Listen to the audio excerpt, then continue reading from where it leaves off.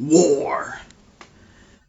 The Republic is crumbling under attacks by the ruthless Sith Lord Count Dooku. There are heroes on both sides. Evil is everywhere. In a stunning move, the fiend-destroyed leader, General Grievous, has swept into the Republic capital and kidnapped Chancellor Palpatine, leader of the Galactic Senate. As the separatist droid army attempts to flee the besieged capital with their valuable hostage, 2 Jedi Knights lead a desperate mission to rescue the captive Chancellor. And welcome to episode 6 of the Holocron-Cast. I thought it was 5. No, we did 3 and then 2, so 3.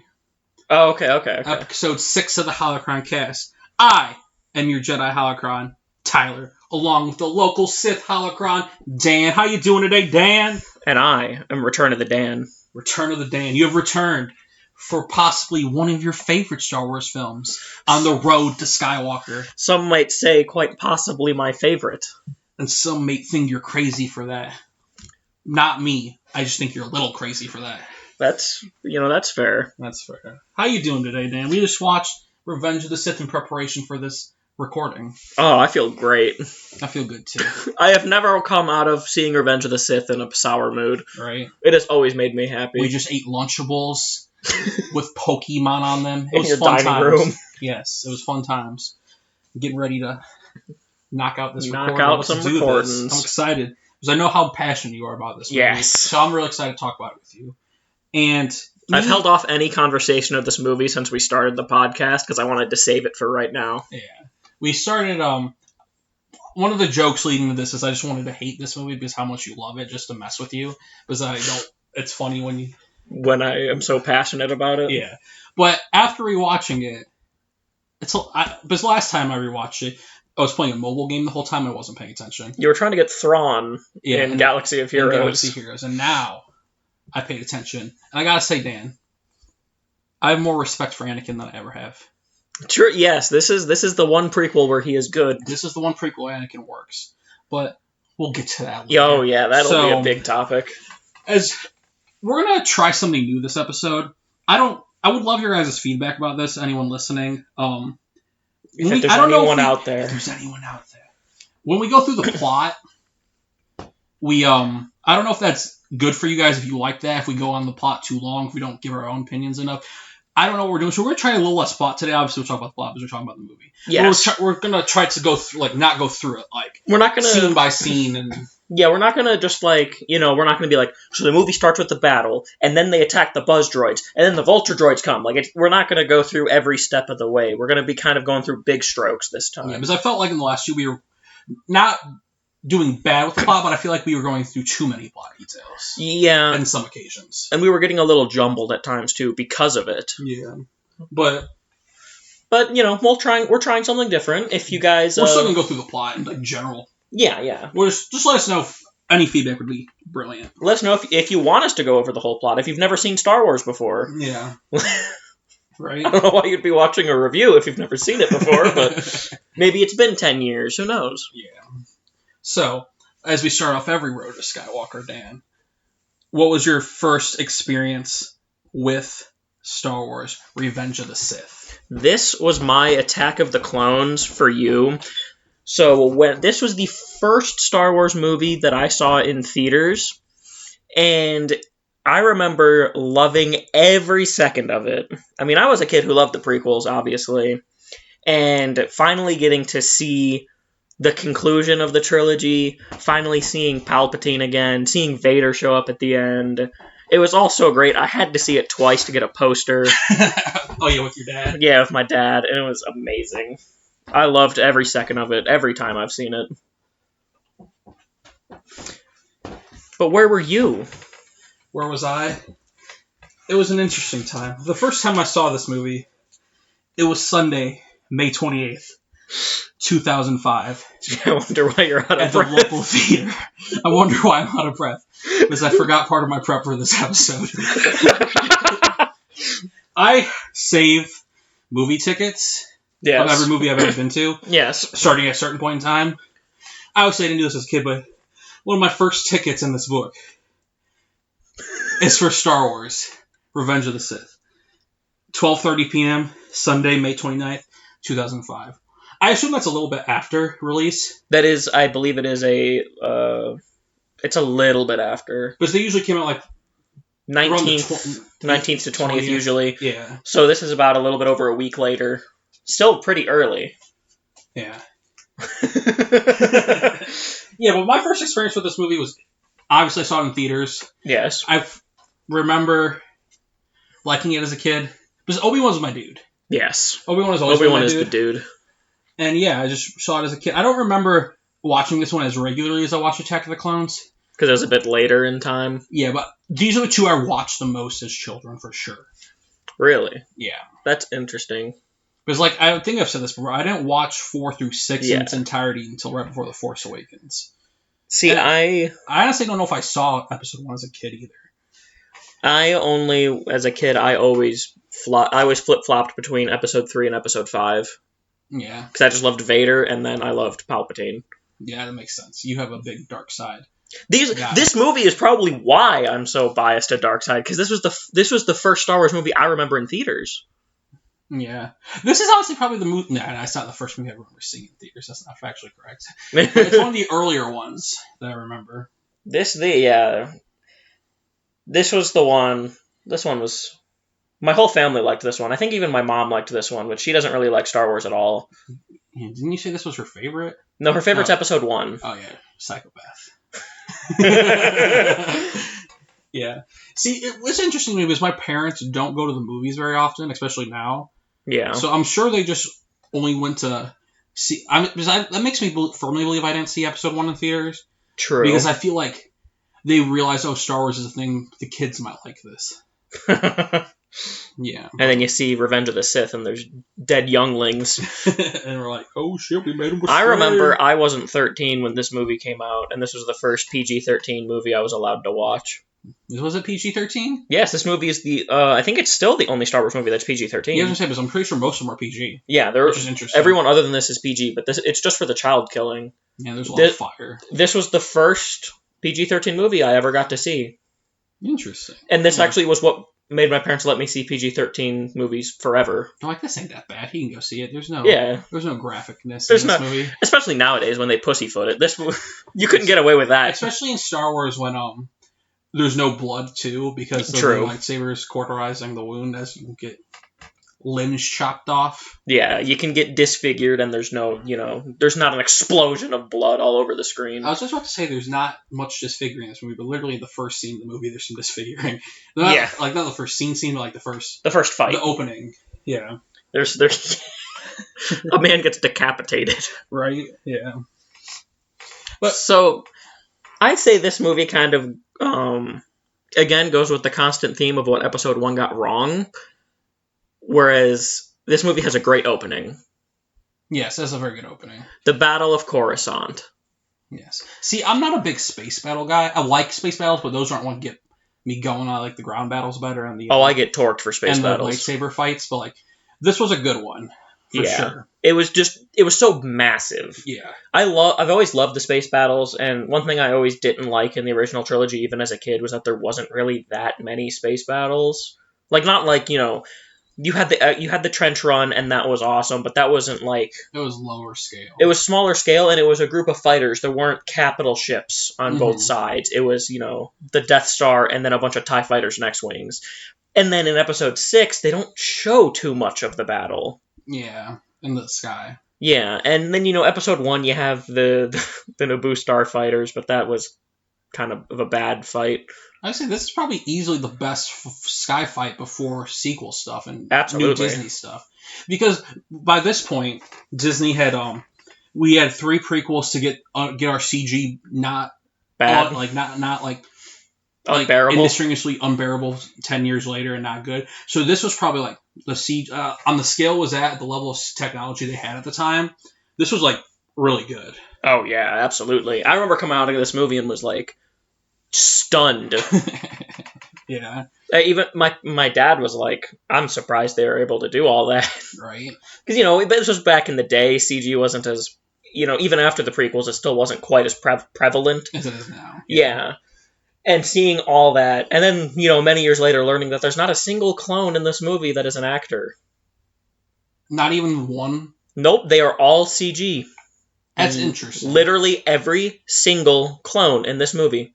I would say because Tamar Morrison plays the clones. He did the voicing. He did the voicing, but he was never on set from what I've read. That's interesting because clearly at certain points some of the clones look really bad without their masks on. Yeah. But there are also shots that with their mask on where he looks pretty normal, which is Cody specifically, I think, because they wanted to put more effort into him because he's the one we see talking, so he looks more believable. He was probably the most because Commander Cody's more important. Yeah, all the random no-name clones that are in the background, they can look a little polygoned. Oh, nothing. Okay. Yeah, so... Sorry, the door started creaking and I was confused. I was scared. I'm like, I thought that was your phone. I thought an axe murderer was coming in here. Any minute now. If we ever get murder on a podcast, I hope it goes up for you guys. I really hope it gets posted. We'll be screaming out their details. Yeah. He looks like Anakin. But yeah, let's start with the crawl. Yeah. Because the crawl is kind of funny. Yeah. Because the first line, or the first word, is war! Exclamation point. If you guys didn't pick up on it, literally the first thing that Tyler was reading when this podcast started was the opening crawl. So if you want to remember what they say, just rewind. Yeah. War. Mainly the first sequence is the one that's very confusing, which I find, it's funny, but it's not... Like I said, it says, there are heroes on both sides. Evil is everywhere. Those are two contradictory statements. And I get what the idea is trying to say. Yes. It's trying to say that both sides are more gray because they both have some good people and they both have some bad people. But the thing that the prequel movies never show is good separatists. Yeah, that's the thing. Good on both sides. Who are the good on the dark side? Like Palpatine. Who's the good? I get evil is everywhere because Palpatine and they're a flawed Jedi. They're a flawed Sith. They're all not perfect. Yeah. They're maybe not trying to be evil, but they're doing things they shouldn't be doing. But the thing is in the Clone Wars, there's a short arc where Ahsoka meets separatist civilians. Yeah. And they're good people. Mm-hmm. If that would have been maybe shown to us at some point during the movies, it would make way more sense. But we literally only see the separatists that are greedy, money grubbing, and just flat out evil most of the time. Them and their cracked eggshell eyes, They just do your taxes, man. And then or bugs. Bugs, yeah. They're bugs, yeah. They're just the slimy people of the world. Yeah, they're all the aliens. They're all the ones that are all we're just in it for the money sort of people. Yeah. I think we will explore that in the future of canon, especially with the Cassian show, depending on how early that takes place. True. Because for those of you who don't know, Cassian Andor from Rogue One, which we'll be talking about in a few weeks, was a separatist. He grew up in a separatist family. I wonder what planet he was born on. I'm sure it's in the Catalyst book or on Wikipedia from some kind of thing where they say, but I don't know off the top of my head. Yeah, there's not too many separatist, civilian planets that have names. I mean, other than, the ones that are inhabited by, the Trade Federation and the Banking Clan, but those are almost all alien most of the time. Yeah. It might be, maybe it was the capital. Who knows? Their capital, Rax something? I don't remember. They have a capital planet. I don't remember what it's called. It's not Geonosis. Yeah. I always thought it was Geonosis. But then again, I guess that makes sense because Kamino's not the capital of the Republic. No, what is the capital of the Republic? Coruscant? Right? Coruscant. Yeah. It's the seat of power. The seat of power. It's where the Senate lives. I am the Senate. I wonder if that picked up very well. Probably not. It probably just sounded like... But yeah, so war. There's a war happening. That's what I do like that about this movie. It's a lot of war. It is a lot of fighting. And I feel like they don't problems with the earlier two movies, even though I fucking love Attack the Clones. Don't hate me. But is there's not as much war going on until the end of 2. Yes. And too much dialogue about the politics of the war, which it can be interesting. It's just not done interestingly. It is interesting, but they don't do it interestingly. Yeah, the fact that we finally get to see the Clone Wars in action and also at their end here really shows like a lot of finally getting to see the battles, you know. I only have one question though about this thing though, Dan. Where's Ahsoka? We'll probably find out in February, won't we? Hopefully. I'm excited for that. But that's another thing about this movie that's exciting too. The final season of Clone Wars is probably going to tie into this real well. Oh, yeah. And we'll get more context about stuff. Even though this movie did a good job of, I think, ending this trilogy considering what it was. Yes. But yeah, they did the best with what they had. Yeah. So they land on... is there anything else to talk about in the crawl? No, that's more interesting. But other than the Jedi Knights on a desperate mission to rescue the Chancellor. And that's where we begin. Obi and Annie flying over the Battle of Coruscant. Anakin with his yellow starfighter again. He really likes the color yellow. Don't blame him. Yellow's a great color. Yellow's my favorite color. Yellow became my favorite color in 5th grade. I distinctly remember that. I wonder if yellow was my favorite color because Anakin always had it. Maybe. Mine used to be green. Really? Yeah, it's funny because that's my least favorite lightsaber color. That's fair. But yellow, 5th grade, it happened. I don't mind green lightsabers. I don't like them. It depends on who. I like Qui-Gon's. Yeah. Qui-Gon, it works for Qui-Gon. It works for It works Qui-Gon. for his aesthetic. Yeah. Okay, the mission, Dan. What's going on with this mission? So, Chancellor Palpatine is being held on the Invisible Hand, General Grievous's second capital ship, after the Malevolence and the Clone Wars. Yes. And it's a separatist dreadnought. During the Battle of Coruscant, you don't see too many dreadnoughts. They're mostly, I think they're called municipal class frigates. They're smaller. English, please? Small ships. They're little frigates. Grievous's is a dreadnought, so it's actually pretty sizable. Mm-hmm. And they, of course, run into problems, have to destroy some droids, some clones die, all that cool stuff. You see R2 destroy a buzz droid, which is the only fight that R2 wins that I think makes sense. Yeah. We start out with some good action in these things with Obi-Wan and Anakin as well, once they get off the ships.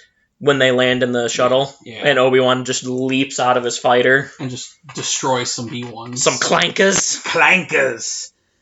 And then Anakin's still trying to, unstrap himself, and Obi-Wan's already killed, half of them. Yeah. Yeah, I like that. And the clankers are just so incompetent. That's so funny. They're like, stop, you're under arrest. And they just look at him like, okay. And they slice them. Then they just destroy him. And then they find the Chancellor. Looking straight up like Emperor Palpatine sitting in that throne. Right. One of the things I really like that happens leading up before this is how protective Anakin is of R2. Because while they're in the elevators trying to get to Dooku and the Chancellor, Anakin is Obi-Wan's saying R2's messing up and screwing up and talking about Anakin. And Anakin's he's trying his best. He's got it. And he's so protective of R2, and I find that adorable. There is a couple of arcs like that in the Clone Wars as well, where R2 gets in trouble and Anakin's always just so defensive of him. I don't remember those as well. It's there's one where Mace Windu is trying to yell at Anakin for putting so much trust in R2, and then there's that early one with the golden droid that replaces R2, and R2 gets kidnapped, and Anakin just hates it the whole time because he's "You're no R2." Anakin really hates change, doesn't he? Well, especially with his buddies. Yeah, it's R2. Can't stand when Padme makes a friend in the Clone Wars either. If only he had that kind of protectiveness of the droid he literally built and stole from his family. But yeah, I was gonna add another point. I forgot though.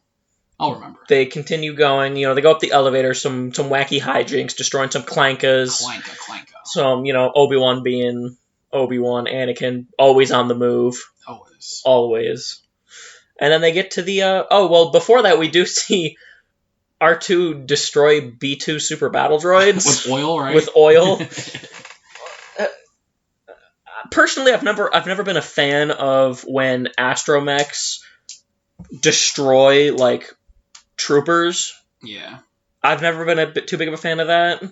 The only couple of exceptions are when they're in vehicles, when R2 flies Anakin's ship and destroys some vulture droids, or when BB-8 takes over the AT-ST in Last Jedi. Those at least make sense because they're using something. But when it's come on, man, these are droids built for war, and an astromech is going to beat them. Yeah, I like it though. I just like the idea of R2 trying to fight them off, because also there's a few times where it just doesn't work. When he gets kicked, he tries to shock a battle droid when he's surrounded by a bunch of clankas, a bunch of battle droids, and some droidicas, and he's just tries to do it, and he just gets fucking kicked. He just gets kicked down. Yeah, that is pretty cute. It's pretty good. Pretty good, and you think R2's the low-tier droid, so you love seeing him get abused. No. I like R2, but I just think all the other droids are better. That's fair. Getting a little quiet there. Quiet. But yeah. And then we're in the throne room. We're in the fight with Dooku. What do you think about this fight, Dan? So this fight is okay. Okay, just okay? Yeah, there's nothing like super like... I like the lines that they have more than anything during this fight. Like, I've been looking forward to this, and my powers have doubled since the last time we met, Count. Classic memeable lines. Yeah, I do love their dialogue here. The fighting isn't anything super special, but it's also not, like, bad. It's just middling. I don't like how Obi-Wan gets knocked out so early again. That is one thing, but that is kind of a thing that I kind of like, is that this is a bad matchup for Obi-Wan. Like, Obi-Wan beats Grievous because it's a good matchup. Dooku is meant to be a sword fighter, and he knows how to counter defensive fighters. Yeah. That's why Obi-Wan literally never beats Dooku anytime they fight. He always gets knocked out pretty early. He always gets knocked out Attack the Clones, early. He was the first one knocked out, and then it's fitting, mainly too because for Anakin and Palpatine's relationship. Yeah, you also do need a quote-unquote rival character for Anakin, since Obi-Wan already has Maul and Grievous. Yeah. He can't have all three. Right. So, yeah, they do build that pretty well, that Dooku being his rival between this one and the last one. Yeah, and the whole, my powers have doubled, and then Anakin, Twice just the pride. Starts going, twice the pride, double the fall. Yeah. Anakin starts going, really hard. Lots of fast swinging, it's pretty speedy. Yeah, I believe this fight's okay. Yeah, this fight was okay. It definitely is one of the more least interesting fights in this movie. Yeah. We'll talk about more war ranks later. Yeah, we'll get to that part later in the episode. Stick around. And then, so Anakin ends up cutting off Dooku's hands. Both of them. Literally disarming him. Like I was saying earlier, there's not much limb. And then I think, Dooku. Dooku. First sequence of the movie. And then Anakin grabs the other lightsaber and has them both at his neck, almost. Kill him, Anakin. Kill him. He's too evil to be left alive. Kill him now. He's too powerful to be left alive. It's not the Jedi way. Do it. Do it. And then he just does it. Yeah. The power of do it is extensive. Yes, it's very quality. I do love the delivery of that line so much. And then, in the middle of the fight, also, when Palpatine's, trying to contain himself, and he goes, get! Yeah, I was like, what's happening? He's like, eh. He was, telling Anakin to get him, because he, is so used to being, just watching this shit, so he's like, get him! But he stopped himself. Palpatine's good at those weird one-word, two-word lines that seem random. Do it! Do it. And yeah, Dooku's gone already. Yeah. I find this interesting as a choice for the movie because they set him up, and he's not really in much of Attack of the Clones. Yeah, and then dies real early in this one. It seems odd to introduce him if you're not going to use him very much, especially since he's the apprentice. I also love the look on his face when he knows he's about to die. When he says "do it," because you're like, "Oh shit." See, at this time when this movie comes out, are we aware that he's Palpatine's apprentice, right? In episode 2, it's kind of implied. Yeah, in episode 2, because it's when he meets with Sidious at the end of the movie, it's very obvious that it is the same man. Yeah. So at this point, people watching in 19 whatever know that 2005. That's Palpatine from the original trilogy. No, episode 2. Oh, in episode 1, it was really apparent. Yeah. Because, for one shot where they talk about the Master and it zooms in on him, and then the fact that they have the same actor, being Sidious with just a hood over his head, and then being Palpatine and not using much of a different voice. Yeah. That is one of the things that people talk about the machete order for, actually, for people who know nothing about Star Wars, is because episode 1 makes it so obvious that Palpatine is the Emperor, whereas he's not really in 2 that much. Yeah, and you really don't need 1's plot for anything. You really don't. Yeah, that makes sense. See, but I feel like, especially in a world post with all the content we have now with Clone Wars, that look is a lot more meaningful because their relationship's a lot more fleshed out for us now. Yes. Than watching this movie. I do love what Palpatine thought of Darth Tyrannus. Maul, he was Palpatine, Maul was a weapon. Mm-hmm. He had a very specific purpose, and he was kind of disappointed when Maul died. Dooku, on the other hand, Sidious never really wanted him to be his full apprentice. Yeah. He was just a tool, but in a different way. Yeah. A tool to help manipulate Anakin. And it took Dooku until he was about to die to realize this. That's why I love that look so much, because it is just a look of, fuck, I've been betrayed. It's a good look. Like I said, it's a great look. I love that moment, because, especially with Clone Wars. Yeah. It helps, because we learn more about him and his relationship, especially because in Clone Wars, he's kind of suspect. Like that, he gets his own apprentice because he's worried about he's not being around for the Emperor. And then, of course, when the Emperor tells him to kill his apprentice, he's like, well, gotta go and get a new one now. And goes and gets Savage. Right. Immediately after. I find that fascinating. Like, you're going to kill your apprentice, but you still want an apprentice just because your master told you to, but you're worried that your master's going to cut you out.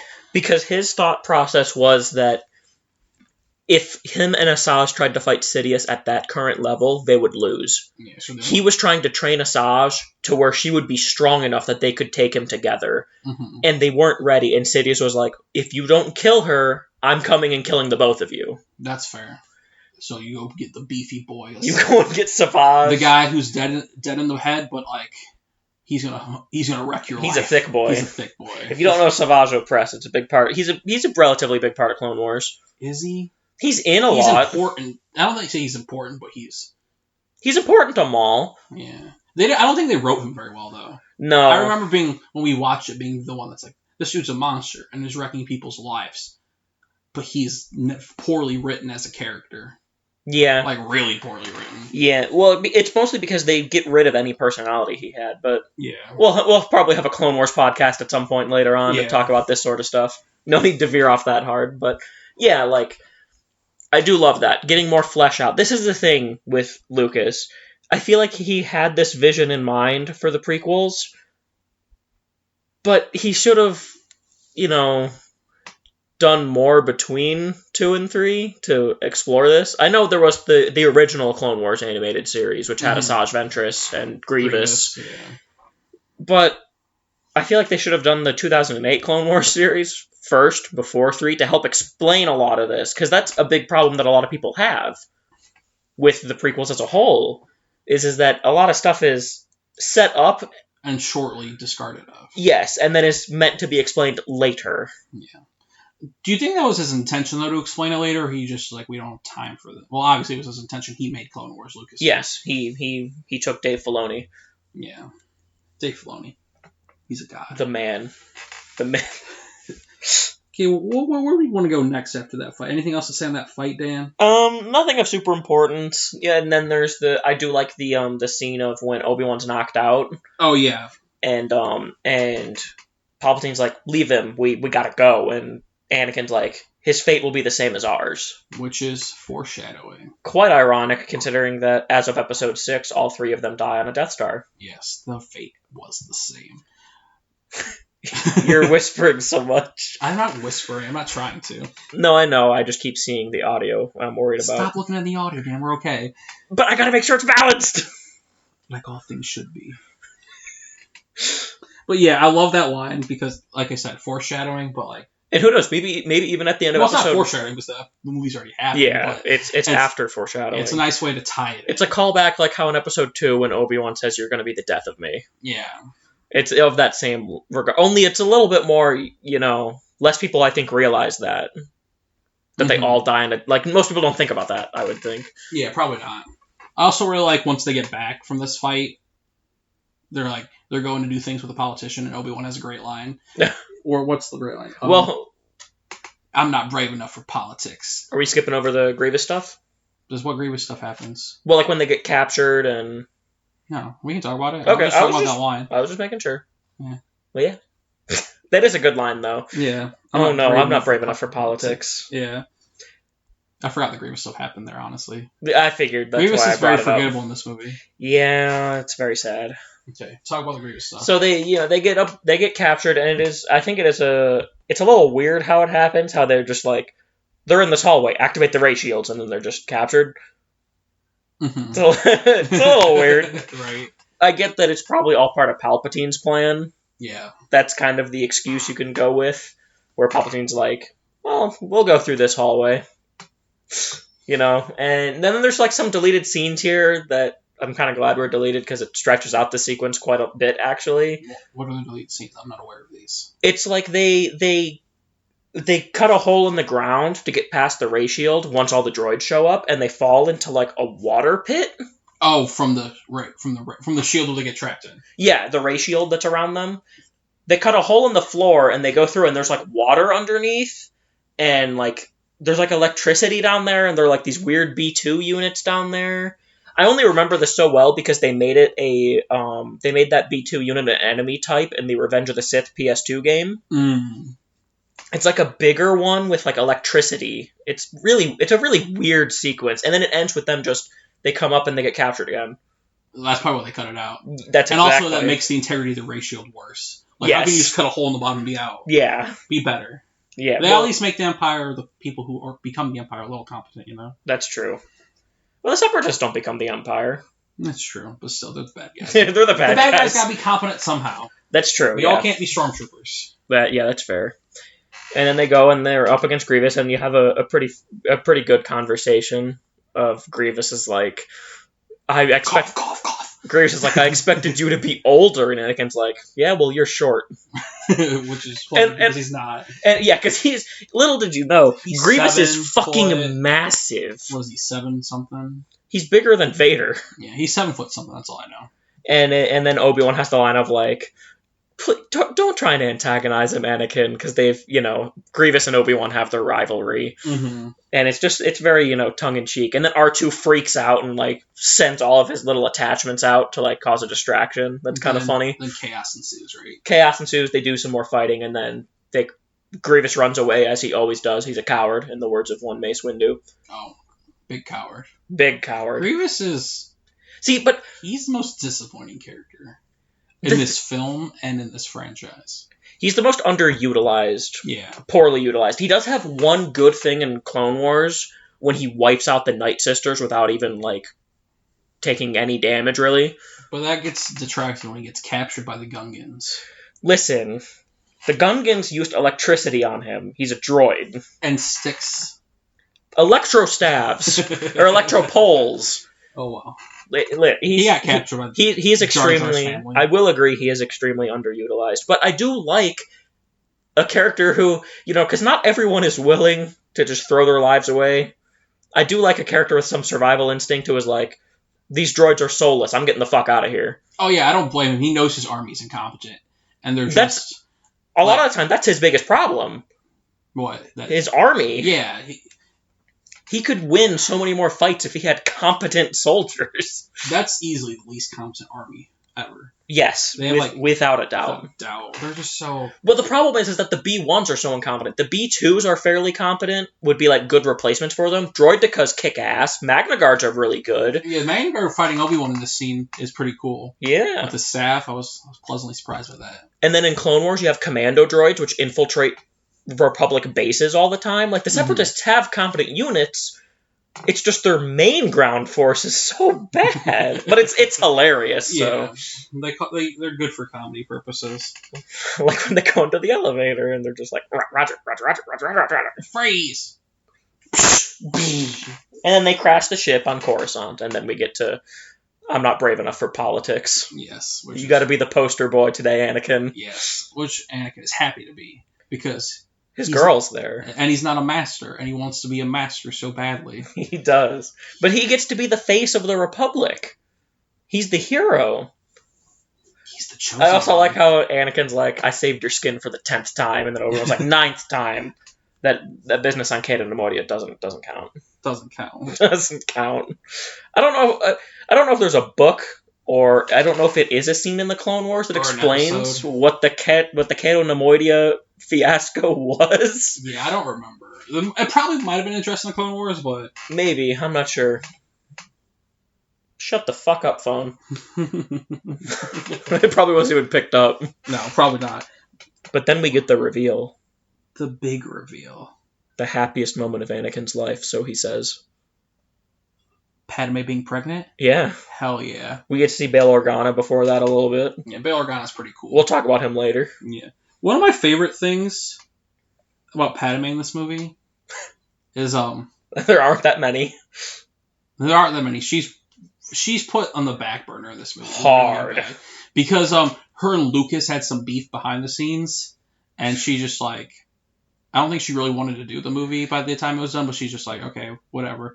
I got to do this contract, whatever. But like, he kind of wrote her out of it. Because her arc was interesting in the first two movies. She is a she is a very big part of the first two movies. Mm-hmm. But I feel like with each movie, she kind of becomes a little bit less important. Like one, she's like, I would argue she's probably almost the main character of one, mm-hmm. and then two, she's a little bit further back, because it's more about Anakin. But then in three, it's like she's just Anakin's wife. She's just a baby mama. Yeah, she just spends like the whole movie crying. She doesn't cry that much. Well, you know what I mean, though. Like she had. Well, my fun fact is though, she wears 11 different outfits in this movie. Granted, she's probably only on the screen 11 times, but every time she pops up again, different clothes. It is astounding. At a certain point, I'm like, I need to start taking check marks while we're watching this, and I got to 11. I think it's funny, and none of their outfits are that good. Nothing will ever beat. Nothing beats the Coliseum. The Coliseum Padme outfit. Do you think Lucas did that intentionally because he didn't want her to look good? She still looked good. She's a nice face. I know, but I mean, like, you know what I mean? Yeah. Outfit design. Yeah. I say not all of them were bad. But no, they're not bad. It's just none of them were like, wow. not like the Coliseum outfit. Yeah. I have a note right here after the I'm not brave enough for politics Obi-Wan thing. I don't know if it has anything to do with what we're going to talk about soon. What is it? It says Yoda's failed teachings. I don't know what that's in reference to. It's in between. I don't know if I don't know. Let's just continue. I think I know what this is. I know what this is a note for, actually. Okay. It actually is coming up soon. Okay. We have Anakin and Padme talking to each other. They're not arguing, but they're like, basically like Anakin's like, I'm tired of hiding. Let's just come out. I don't even care anymore. Let's just come out. And Padme's like, nah. No, we're good. And, happy wife, happy life, so Anakin goes along with it. Right. Their relationship is fascinating. But, like, I love their conversations with each other because they're always so interesting. They're always so, I feel like they're always so over the top as well. Yeah, a little too much, a little extra would be a good word. Because Lucas is such a fucking poet, dude.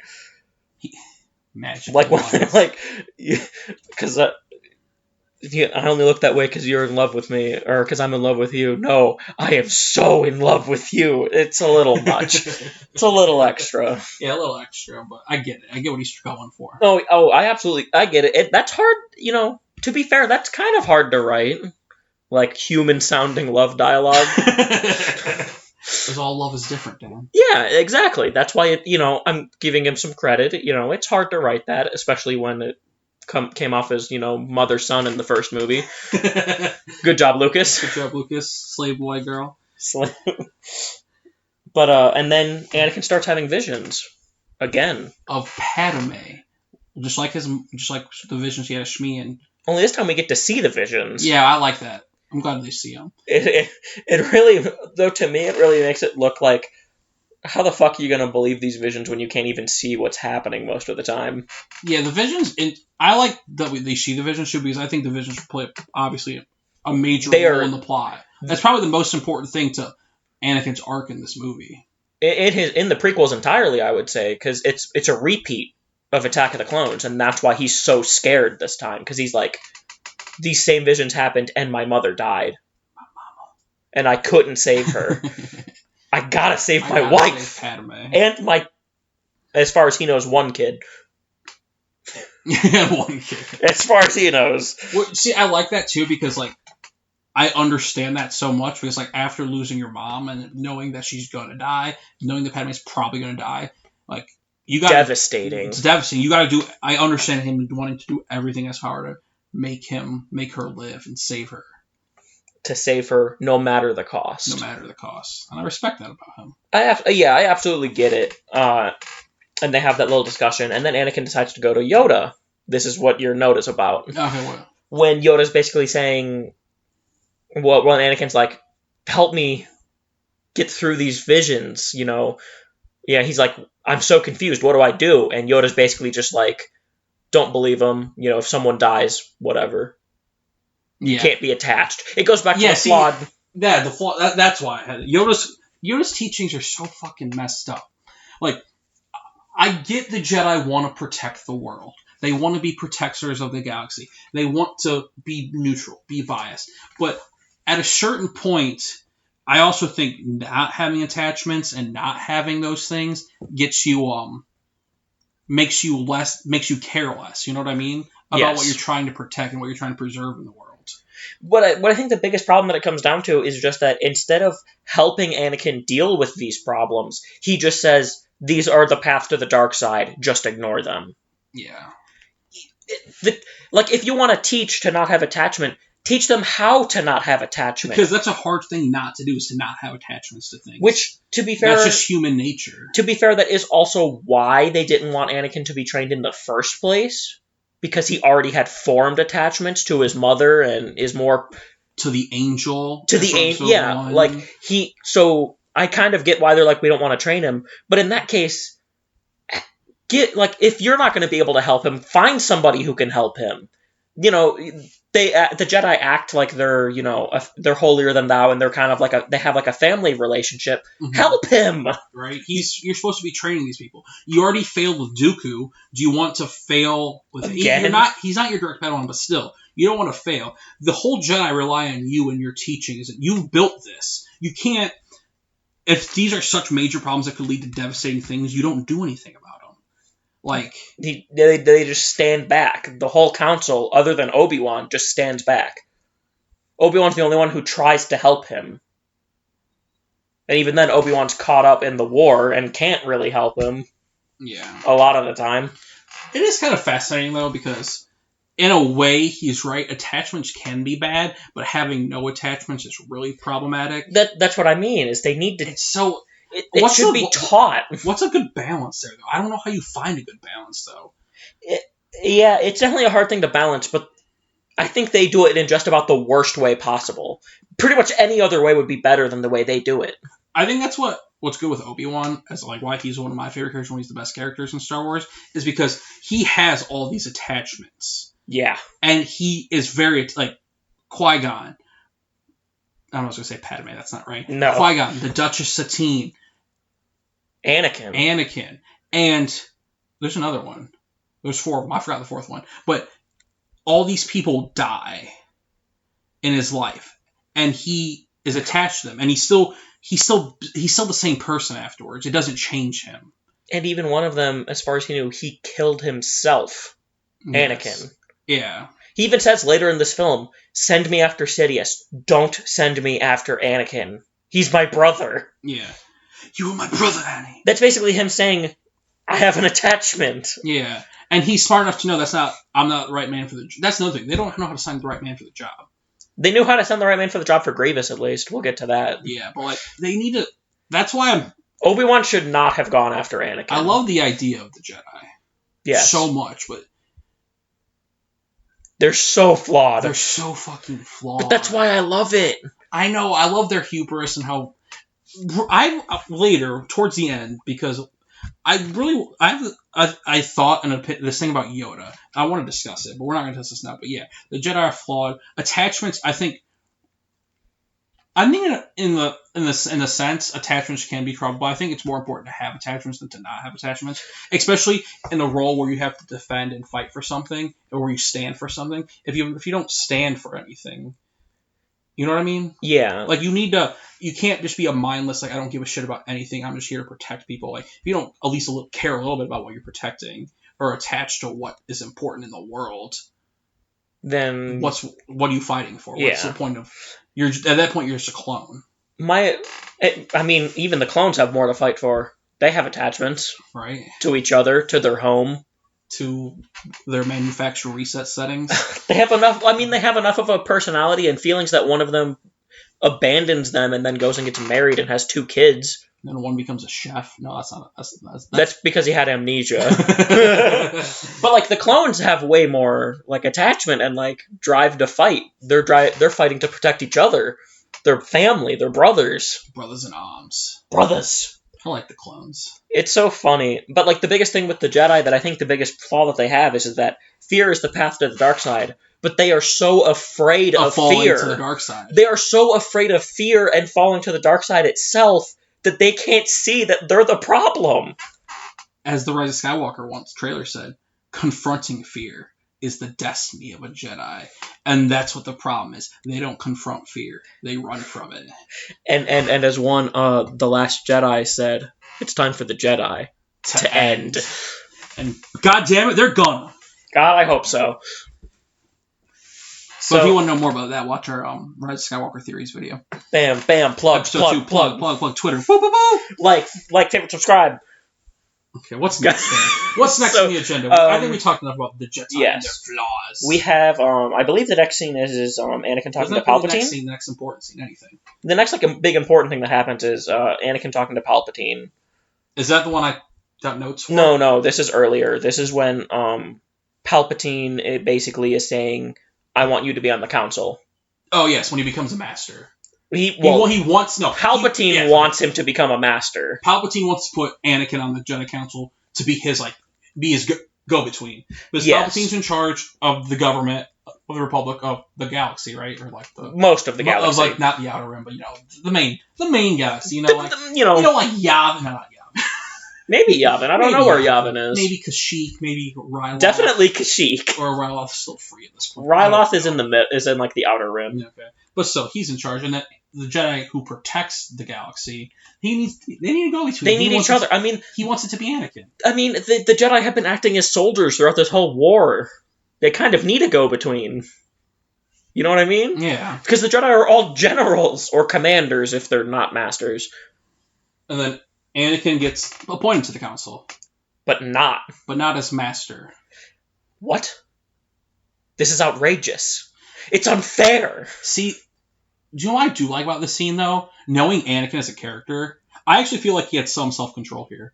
Honestly, yeah, in front of the council, especially knowing how important this is to him and knowing how he reacted in other films and canon. Like, being how he apologizes. Like, I expected him to, like, be way madder. And, like, start flipping shit. Like, not, like, actually, like, swinging or anything, but, like... oh, I'm not a master, I'm Darth Vader now! He starts swinging him down. But, like, you would expect him to be in there and it would be like, he wouldn't let this go. He would just keep fighting it.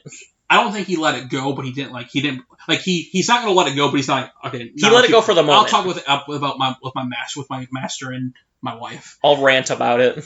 He ran about it to Padme and Obi-Wan, but he showed good control. I was proud of him. He actually went and took a seat. He said, I'm sorry, master, and then went and sat down and, was a little grumpy, but yeah, he showed a lot of self-control there. That's one of the things I noticed throughout watching. I was like, nice. Good job, Annie. Good on you. You've grown. I don't hate you right now in this moment. And then they talk about, then you have Kiadi Mundi say one of the greatest lines in all of cinema. What about the dread attack on the Wookiees? It's another meme. Chorful, rise up! and then, it cuts right to Anakin ranting to Obi-Wan. And you have Obi-Wan say the line that I think describes the prequels in one line. Calm down, Anakin. And that describes the entirety of the prequels. Calm down, bro. Calm down, Anakin. Get it. You're mad about everything. You don't have to be mad about everything, though. Just be mad about the important things. Right. And Obi-Wan, explains very, he's like, you're the youngest person on the council ever. You should be happy about that. Right. And then, does he explain here, like, how they want him to spy on Palpatine? Yeah. Yes. Yeah. This is when he brings it up. He's worried about... Obviously, you're not going to appoint a master because the situation of which he gets appointed to the council is not... suspect. There's clearly, on both sides, bad motivations. And another thing is that... Because this... Obi-Wan is concerned for Anakin because he is starting to realize that Palpatine is grooming him. Who? Because Anakin realizes it? No, Obi-Wan realizes that Palpatine is grooming Anakin. Yeah, he's like, I don't like your relationship with him. He's like, you can't trust him. He's been in office way longer than he should have been. He still hasn't given up power. He still hasn't given up the power he swore to lay down in episode 2. Yeah. And, Anakin's basically like, well, Palpatine's the only person who's been honest with me my whole life.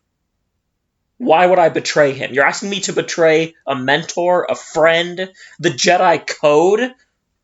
He's basically like, fuck off. I'm not going to turn against who I am just to fulfill your agenda. Mm-hmm. Which is, he's put in such a bad position. He really is. Because, like, he's being manipulated by both sides here. They both want to use him as their tool. Yeah. And I really kind of feel for Obi-Wan here as well, because he's the only one that protested this plan. Yeah, he does want to, especially to his Padawan. Especially because he knows how vulnerable Anakin is. This is the first movie I start to feel bad for Anakin. Yes. At a certain point, you're like, I get it. It's a shitty situation. You're torn between two people who are both trying to use you to gain an advantage on each other.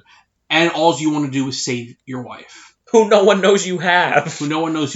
Like, I felt bad for him the first time ever in this movie. Like, dude, I get you now. Because it is such a... God, that's fucking terrible. And then, of course, I think it's the next important scene is the opera. Yes, I have some. I have a conversation I'm going to read. Anakin and Padme? They have a very good Anakin and Palpatine. Oh, Anakin and Palpatine. Yeah. I thought you were talking about the line where they were like, I love you so much, Anakin and Padme. Because that's in between these two scenes. Oh, no. We get it. You love each other so much. Clearly, it's very unconditional.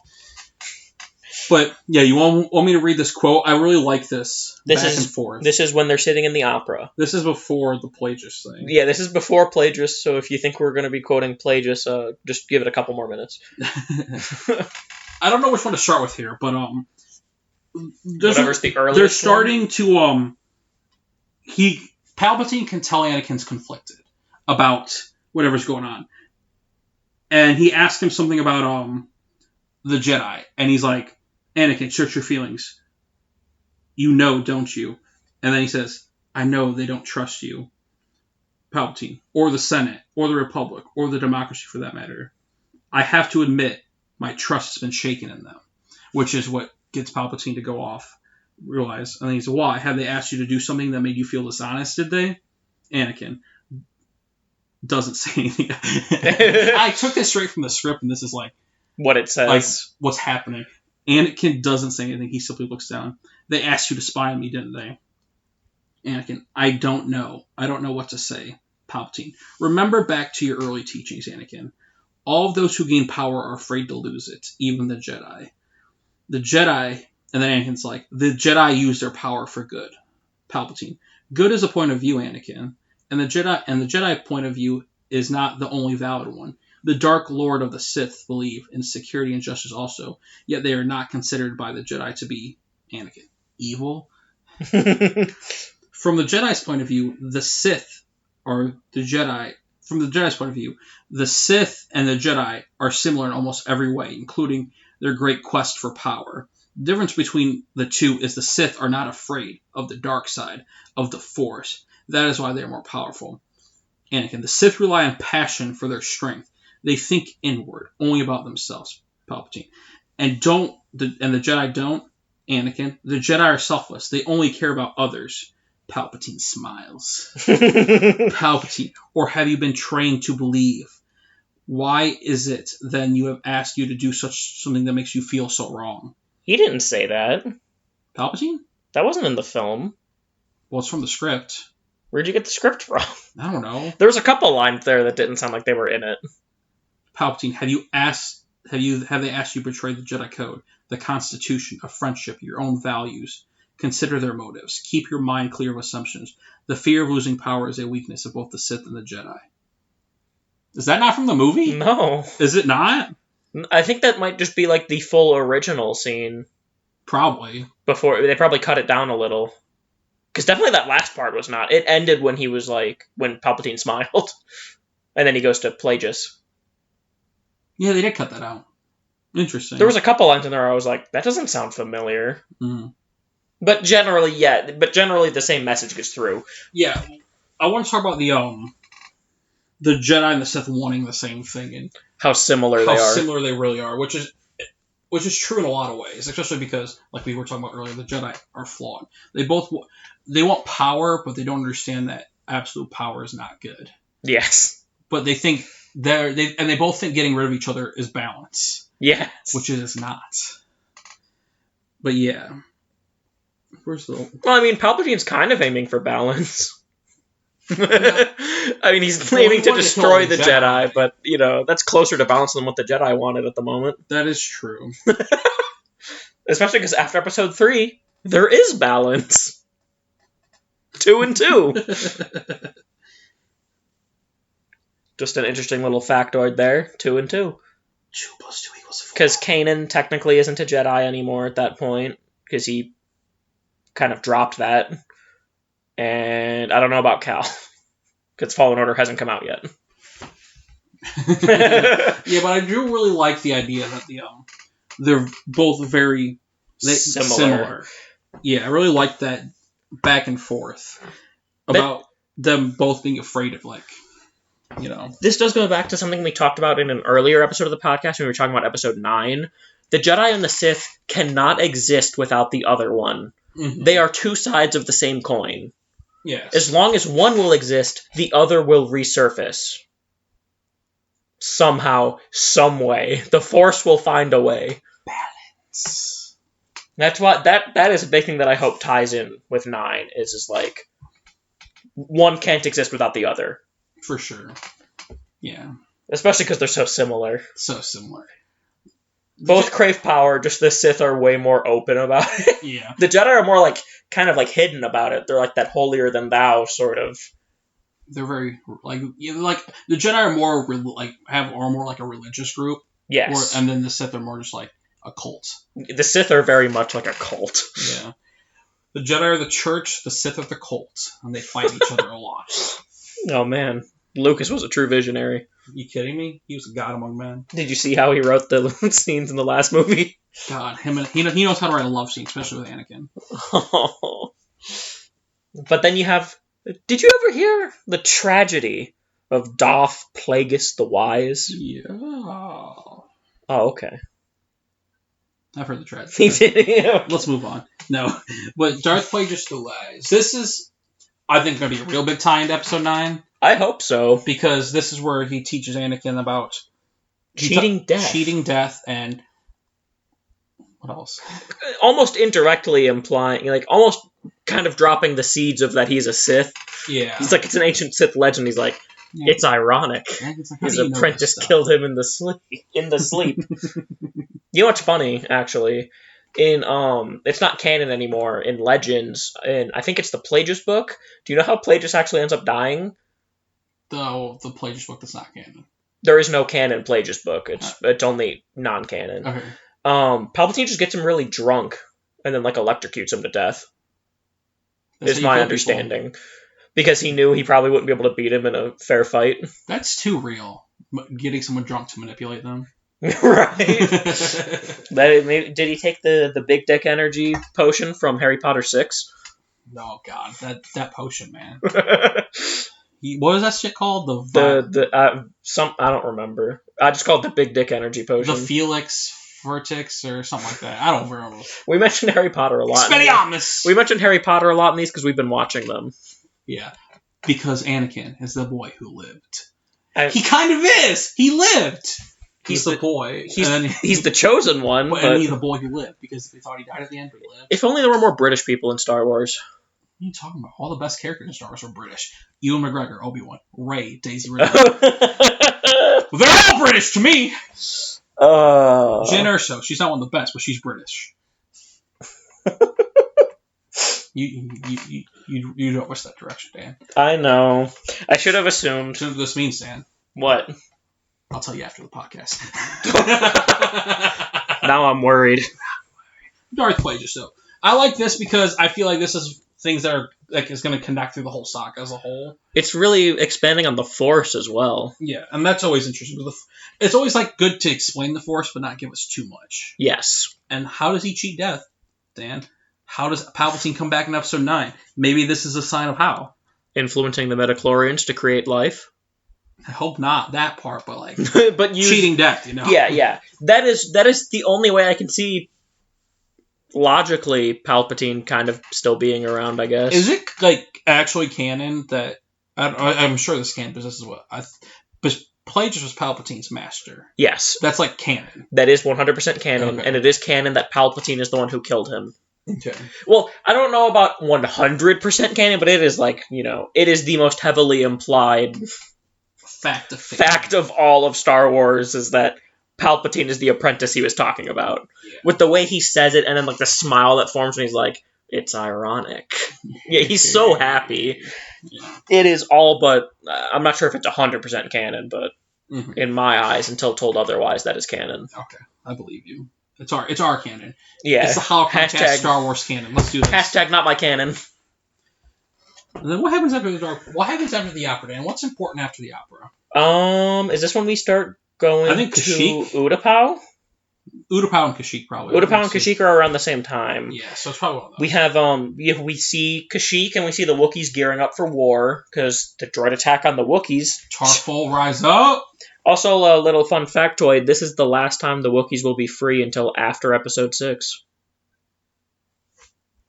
Truly devastating. It's a part of the Battlefront 2 campaign where Han gets some information from Maz to learn how to free the Wookiees, and it's after Episode 6. Oh, I don't remember.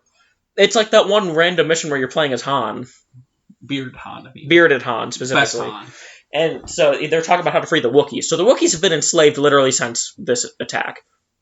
That's kind of sad. That's a long enslavement. I don't think Tarful was enslaved. No, Tarful becomes a rebel, apparently. Yeah. And Chewbacca is in the pit on... Felucia? No. Oh, fuck, I know the name of the planet. Yavin. Felucia. Mud Troopers. Fuck, what is it village. called? I don't remember. It's not fun. We'll talk about that eventually. We'll talk about that. Because next episode's solo. Maybe next episode. Yeah. I'm just going to scream it in the next episode. Okay. And when it'll come back to me after watching it. I'm going to read the scroll of the next episode, too, at the beginning. Wait a minute. Wait, what? Wait. So, but we see Kashyyyk. They're gearing up for war. It's nice to see the Wookiees for the first time in the new prequel era. And see more than just Chewie. It is also interesting because this is what Endor was supposed to be. What? Like a Wookiee planet. It was supposed to be Wookiees versus Stormtroopers in Return of the Jedi. That would be cooler, but also Ewoks are badass. But like the thing is that Lucas couldn't find enough giants, and they didn't have CG, so he just got a bunch of midgets. That's fair. There's more midgets than tall people. And you can use children instead of midgets for the ones who aren't like important. Mm-hmm. So that's like they use. You can clearly tell they use for the Jawas. Yes, that is your little fun fact about Wookiees. They're supposed to be on Endor. Fascinating. I like the Wookiees way better than Ewoks, though. But they're both brilliant. Yeah, they're two very different. And they're very similar, but very different. Yes. One's tall, one's short. They're both kind of like bears. One has fur, one has more fur. One has more foie. But yeah, I like the Wookiees. Yeah, we see. I like their ships. Like they look like very like they seem old timey because they're made out of wood. Yeah, they're like canopy things. I just love them because they're made out of They're less pristine. It's something with a W. It's wood. Like no, fuck off. It's like a specific type of tree that grows on Kashyyyk that's stronger than steel. Willow tree. No. Willow Smith. Will Smith? No, his daughter is Willow Smith. Or we can do Will Smith too. I'm sure he's made of like strong metal. I was trying to think of his son, Jaden. Yeah. Willow, Jaden, Jada. You get it? His wife's Jada Pickett Smith. His son's name's Jaden Smith. His name's Will Smith. His daughter's name's Willow Smith. Mm-hmm. I just blew your fucking mind, didn't I? Jason and Jaina, the children of Han and Leia? Fuck legends. Aw, damn it. Now we're going to get dislike bombed. No. Okay, let's continue. Enough about the Smiths. Yeah, can you leave your thoughts and comments below about the Smiths below? Who's your favorite? Who's your least favorite? We all know it's Jaden. He's weird. But he also has great style. But then we go to Utapau. Then we go to Utapau to fight someone else with great style. General Grievous. Is this where the fight happens? No. Not yet. We see Darth Grievous Darth Grievous. Darth Grievous. Darth Grievous. That already is cooler than Grievous in this movie. Just the name Darth Grievous. I can't believe I just said that. General Grievous lands. Yeah, you're the one spewing all the knowledge here. At least get it right, man. Come on. And he goes to talk to Palpatine. Palpatine? And Grievous, right before he calls Palpatine, like, hacks up a lung, like, more than normal, so that he can talk to Palpatine without coughing the whole time. Oh, yeah, I like that. You pointed that out when we were watching. I'm like, that's interesting. Because Grievous be coughing in between words all the time. He's walking up to the council and you hear him go... and then he hits the button and Palpatine shows up and he doesn't cough throughout the whole conversation. And then Obi-Wan lands there and is like... I'm trying to find General Grievous. Can you give me some fuel? And they're like, okay. And then they give him some fuel. And then they tell him that Grievous is there. And so they found him. Ladies and gentlemen, that was easy. We got him. Let's get him. that was easy this time. I feel like normally they have a hard time finding the enemy. Right? Like he's on the 10th floor. There's a bunch of battle droids up there. 10th level. Thousands of battle droids. And, then he calls Cody, and then we see the lizard. I don't think I'm missing anything. I don't know. I think this is the next thing of importance. Yeah. The fight? No, we're getting up to the fight, he gets on the lizard. Which is really cool looking. I love that lizard so much. And he makes the... that, you did a better one, yeah. And it's running around, and then Obi-Wan decides to be a bold one. And ride him. Is that what we're talking about? Yes. Okay, good.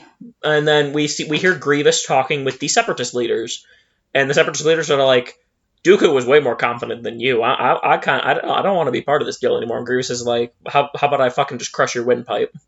And then he kills them all. No. Sidious told Grievous to send them to Mustafar. And Grievous does. And Grievous is like, your shuttle is waiting. Get the fuck out of my sight. We don't need you to defend the 10th floor. We don't need you. Wat Tambor's there, Poggle the Lesser, the moon guy whose name I still don't know. Eggshell Eye Gunray. Yeah, Newt Gunray. And Newt Gunray is the one who was arguing with him. And then Obi-Wan decides to be a bold one. And just jump down in front of Grievous. Straight down. Surrounded by battle droids. Hello there. Hello there. And Grievous is just like, what? It's like, what? What? Are you a psychopath? I do love the moment as well when the Magna Guards come at him.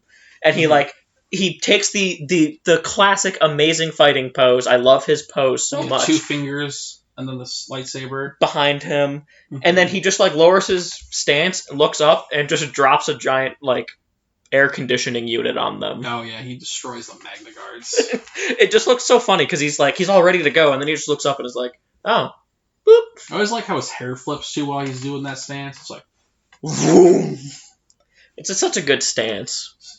And then Obi-Wan's about to get gunned down by 1 billion battle droids, but Obi-Wan and Grievous have a rivalry. Obi-Wan knows Grievous. This is personal. Clone Wars. You wouldn't understand from watching the Troops movie, but it's personal. Yeah, you really would. This scene makes no fucking sense if you haven't seen the Clone Wars. And this came out before the Clone Wars, so it just made no freaking sense when it came out. Yeah. But Obi-Wan and Grievous have an intense rivalry. They fight constantly in the Clone Wars. All the time. All the time. Because they are very similar. They're both good with tactics, using their fleets correctly. Obi-Wan's the negotiator. He's very good at handling negotiations. And he's good with managing fleets and stuff. Grievous is good with managing fleets but has dumbasses as his normal units. So they get into conflicts a lot. They're both good fighters. They're considered to be close enough to equals a lot of the time. In terms of intellect, at least. Intellect. So it's personal. Personal. So Grievous is like, back away. I'll handle him myself. And then they proceed to fight. Which at first you're watching this, you're like, how's Obi-Wan going to beat this guy? He has 4 lightsabers, I have 1.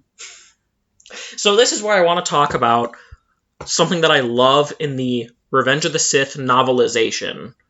The way they describe this scene is very cool, I think. They describe the coughs in great detail? Yes. It's when Grievous starts to do the buzzsaw and is walking towards Obi-Wan. Mm-hmm. The way they describe it in the novel is focused a lot on the speed of it, and Obi-Wan is regarded as not just a master of Suresu, he's the master of Suresu, which is the defensive lightsaber fighting style. I thought you were going to say Terrascasi for a minute because of the video game. No. And so Suresu is all focused on defense, blocking, catching your enemy off guard, and catching them when they're weak. The strongest defense is a swift and decisive offense, is a line from Obi-Wan in the Clone Wars. Yes, which we see him use very often. And in the book, it's described as, if Obi-Wan is a fraction of a second off of putting his blade through the buzzsaws and cutting off one of Grievous's hand, he will die instantly. There's no ifs, ands, or buts. Yeah, it has to be perfect. There's 4 lightsabers swinging at very high speed. So the way it's described, basically, is if it was anyone but Obi-Wan, they would have probably died. Obi-Wan's the only one with the attunement of that sort of style to catch Grievous off guard there and chop off an arm immediately. Yes, he needs to make the playing field even. He needs to reduce the number of blades being swung at him. And I thought that's really cool because it helps because Grievous is so disappointing. It helps explaining like that this is just a poor matchup for Grievous. Yeah. This is why Obi-Wan is sent instead of Anakin. Yes. Because Palpatine wanted to send Anakin, and to be honest, Anakin probably still could have beaten Grievous. I think he would have too. Yeah, absolutely. I think Anakin might have lost another limb doing it, but he would have won. The biggest thing is I just think Anakin would have just overwhelmed him with the Force. Yeah. Like threw all the droids at him. Yeah. But like Obi-Wan is the most sensible lightsaber fighter against him. It is just the perfect counter, because Grievous relies on speed, fear, and rapid swings. Mm-hmm. There is, because I believe it's in the 2003 Clone Wars, which isn't canon anymore, but I think I'm sure some of the teaching still goes through. When Dooku was training Grievous in that, he's basically saying, Dooku trained Grievous? Yeah. No. Grievous, I did not remember that. Grievous literally says it right before he fights Obi-Wan in this movie. I've been trained in your Jedi arts by Count Dooku. Oh yeah, he does say that. But like Dooku's like, you don't got the Force, so you got to be quick. Mm-hmm. You need surprise. You need fear. You need all these things on your side to win. Do you think one of the 4 lightsabers Grievous had was one of the ones from the Mon Calamari kid he killed in Clone Wars? God, I hope so. Me too. But I know it's not, because all 4 of those hilts are just recycled. Yeah. One of them is Anakin's, one of them's Obi-Wan's. I think one is Qui-Gon's. But they all have their colors swapped. Yeah. I don't know. I really don't pay attention to the hills when he has 4 lightsabers and then, swinging like that. And then, apparently, if you pause it at the right time, you see sometimes the hilts change what hand they're in and what color blade they have. Like, they just keep changing. Yeah, I'm sure at the time they were like, how the hell are we supposed to do this? Yeah, I don't blame them. That's like, fucking hard. You gotta make it look cool, even if when they slow it down and look way too much into it, it doesn't look right. And then of course, so Obi-Wan cuts off 2 of Grievous's arms. Or hands, I guess. Make the fight fair, because let's be honest, 4-on-1 is just not fair. 4-on-1 is a little rough. Yeah. And then, the clones show up. The Clankas, no. They start killing the Clankas. They start killing the Clankas. And then Obi-Wan just yeets Grievous into another air conditioner, like full power. You see Grievous slam into that bitch so hard it puts a massive dent in it. Right. And then Grievous crab crawls away like he always does. Into his awesome wheel from of Borderlands 3. Yes. No, it's not from Borderlands 3. It's from Revenge of the Sith. That's where Borderlands 3 stole it from. That's true. They stole from Lucas. They're gonna get sued now. Yes. And then Obi-Wan gets his little lizard boy back. And the chase begins. This was an okay chase sequence. Yeah, it was pretty. I more appreciated the battle in the background than the actual chase itself. Yeah.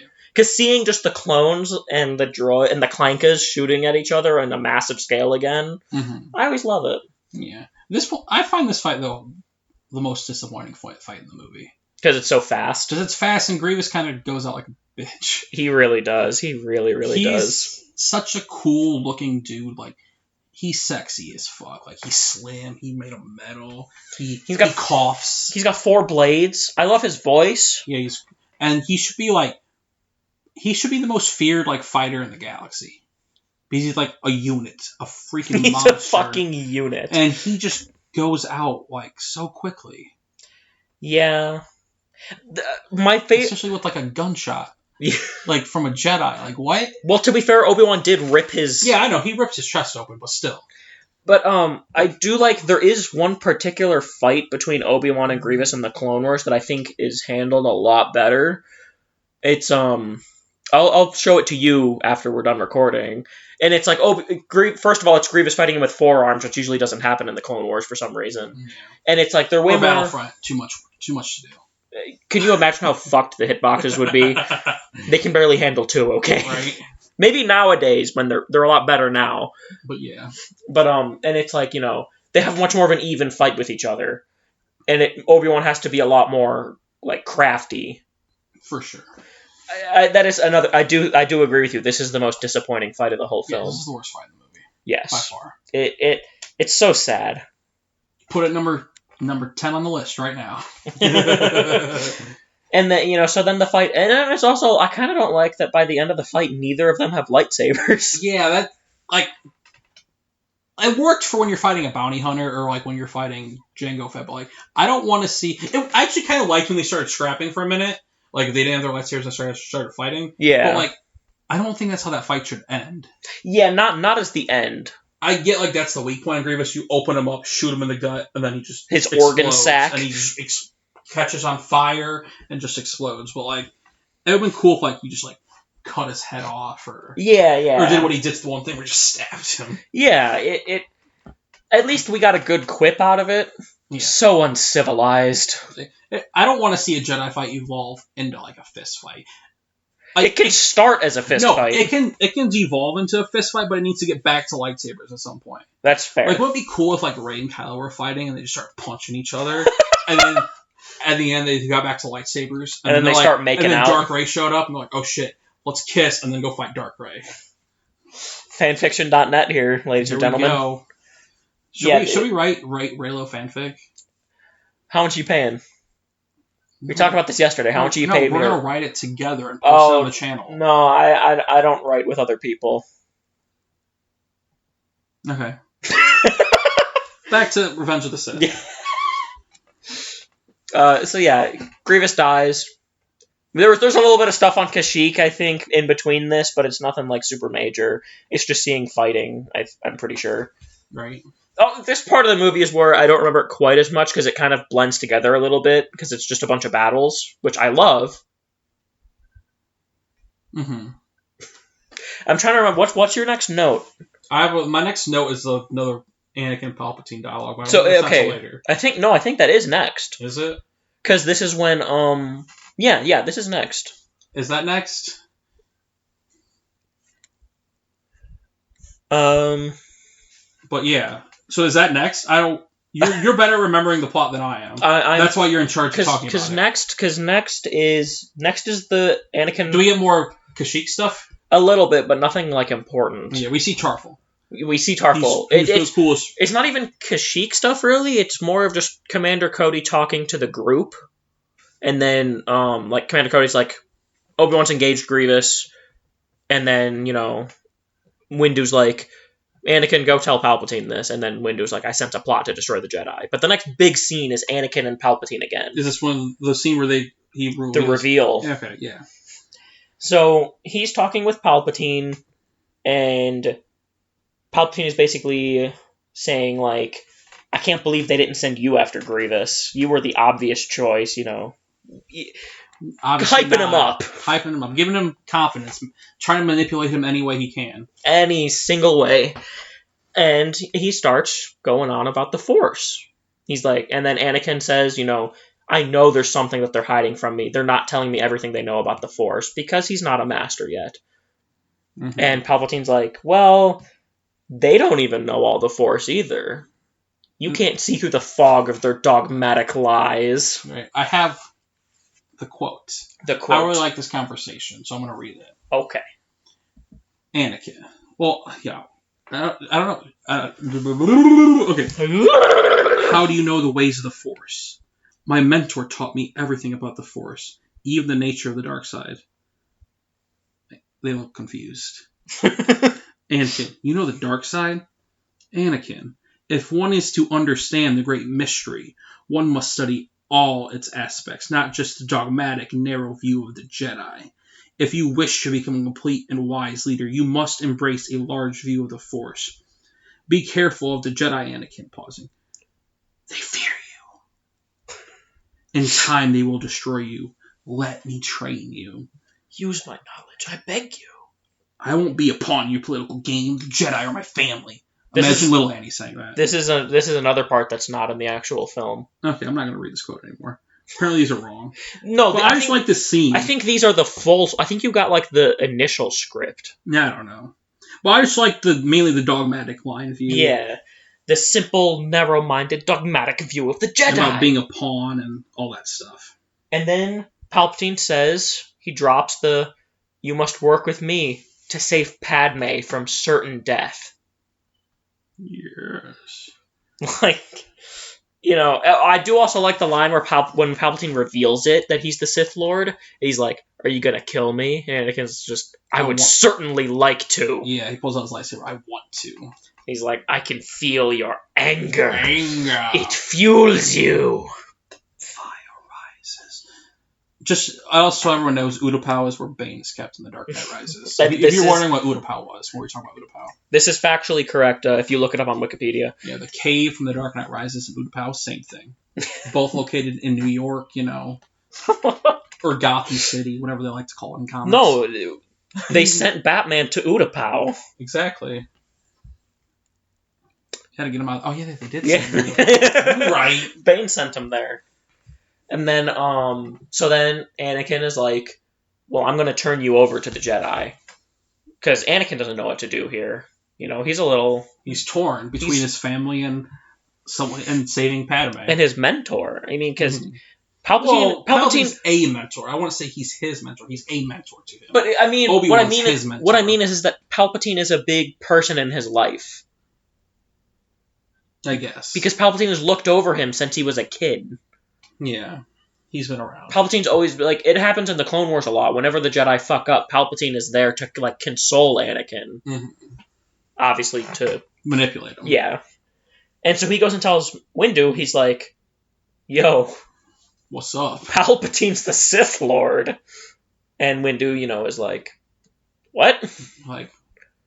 can't be. Can't. We would have sensed it. Can't do it. Can't coach him. And so Anakin is like, I swear on my life, he's the Sith Lord we've been looking for. He's behind everything. Everything. And then Windu says, you know, I'm going to kill him. Or he's like, we'll go and handle this. You wait in the council chambers for me to come back. Yes. And Anakin says, please let me come with you. I have to be there. Because he's so conflicted. But Windu can sense it. Yeah, he's like, Anakin, stay back. I got this. You're gonna fuck it up. And what does Anakin do? He fucks it up. He doesn't stay back there. But a little thing I want to mention is, like, it's a kind of a fan theory that I like a lot. Mm-hmm. Why would Windu send Anakin to the Jedi Council chambers? Is it maybe because Anakin would have actually fully gained Windu's trust, like he said, and therefore Anakin is deserving of the rank of Master? By showing his loyalty to the Order, by turning in the Sith Lord? Because even Windu, who hates Anakin so much, has to realize how hard this is for him. Mm-hmm. Yeah. Because Windu absolutely despises Anakin. I get it. But, like, you know, to have the strength to be like, this man who is a good friend of mine is evil, I have to turn him in to protect the Jedi, I feel like would be a good, you know, last trial for him, for them to finally be like, all right, we can trust you now. You're a master. There's just a little bit of extra tragedy to add on to it. He was so close to what he wanted. If he would have stayed there, he might have got what he wanted. He very well could have. But also, why did he leave? Like, what are you trying to do? You trying to save Palpatine, or you just want to be there to make sure everything goes well? He wanted... make sure Palpatine didn't die? He wanted Palpatine to be alive so he could convince Palpatine to save Padme. I get it. Because, as Anakin says, he needs him. I need you, Anakin. Even though Palpatine was lying to him, but yeah, whatever.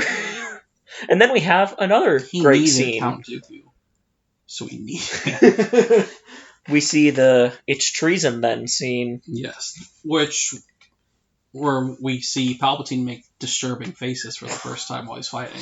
I just love that conversation, too, where it's, in the name of the Galactic Republic of the Senate, you're under arrest. I am the Senate! Not yet. It's treason, then. And then you get the twirl, with the...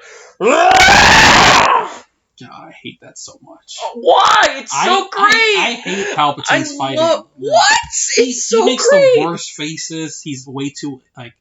I get being into it, but you're like a 10-year-old kid who's never fought before, but like loves fighting in video games. You're like, I love it so much. I hate his faces. It makes me uncomfortable. Oh, see, just like Padme. This is the flip. Anakin makes Padme uncomfortable. This is the flip. You liked how uncomfortable the Padme Anakin romance made me. I'm loving how uncomfortable the Palpatine faces make you. I don't get it. Like, I love it so much. You're supposed to be such a wise, like smart, manipulative master of like deception and stuff, and then you go to fight. You're like, I'm 10. I'm gonna fight you.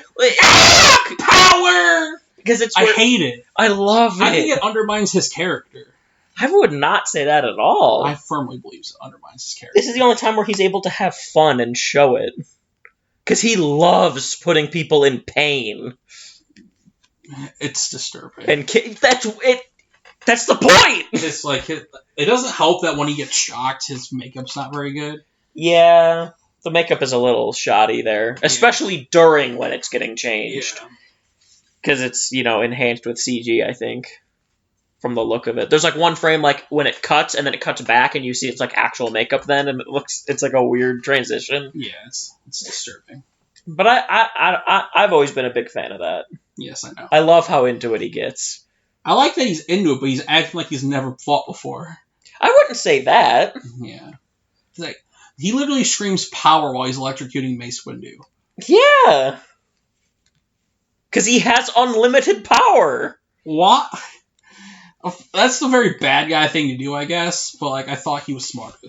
Like, it doesn't feel like something his character would do to him. But he had won there. Yeah, but still. He was just happy. He finally gets to show himself. He's been hiding for the last fucking 30 years. He hasn't been able to show his true sadistic side. Even when he is in power, he still doesn't show himself. Maybe he doesn't want to show himself. Well, he shows himself to the people he, fucks up. Yeah, I guess. It's when he gets to truly be happy. Because he's very sadistic. He's very... Clearly. He's a very sadistic boy. But, and then he's like... Windu's just reflecting the lightning back at him. We get to that part of the fight. Which they have a pretty decent fight. It's a decent The three other chumps go out like nothing. Which was... No, Kit Fisto didn't go out. Kit Fisto went out pretty quickly after the other two. I don't think he died, though. Kit Fisto died there. Did he? Yes. That wasn't very clear. That's canon. Kit Fisto died there. Okay, but it wasn't made very clear. Oh, I know it wasn't, but... That's like some Jet stuff right there. I wouldn't go that far. It's pretty bad. He got it's pretty bad because he died so early, but he got a chest slash. I don't remember saying it. You probably blinked when it happened and he was gone. Yeah. Because Palpatine takes out the two guys in the first, hit. Mm-hmm. And then Kit Fisto is there for, 3 more seconds and then dies. And then it's just Windu and Palpy. Which a big part of this fight that is explained a bit is Mace Windu's fighting style. Mace Windu is one of the few people who could fight Palpatine pretty effectively.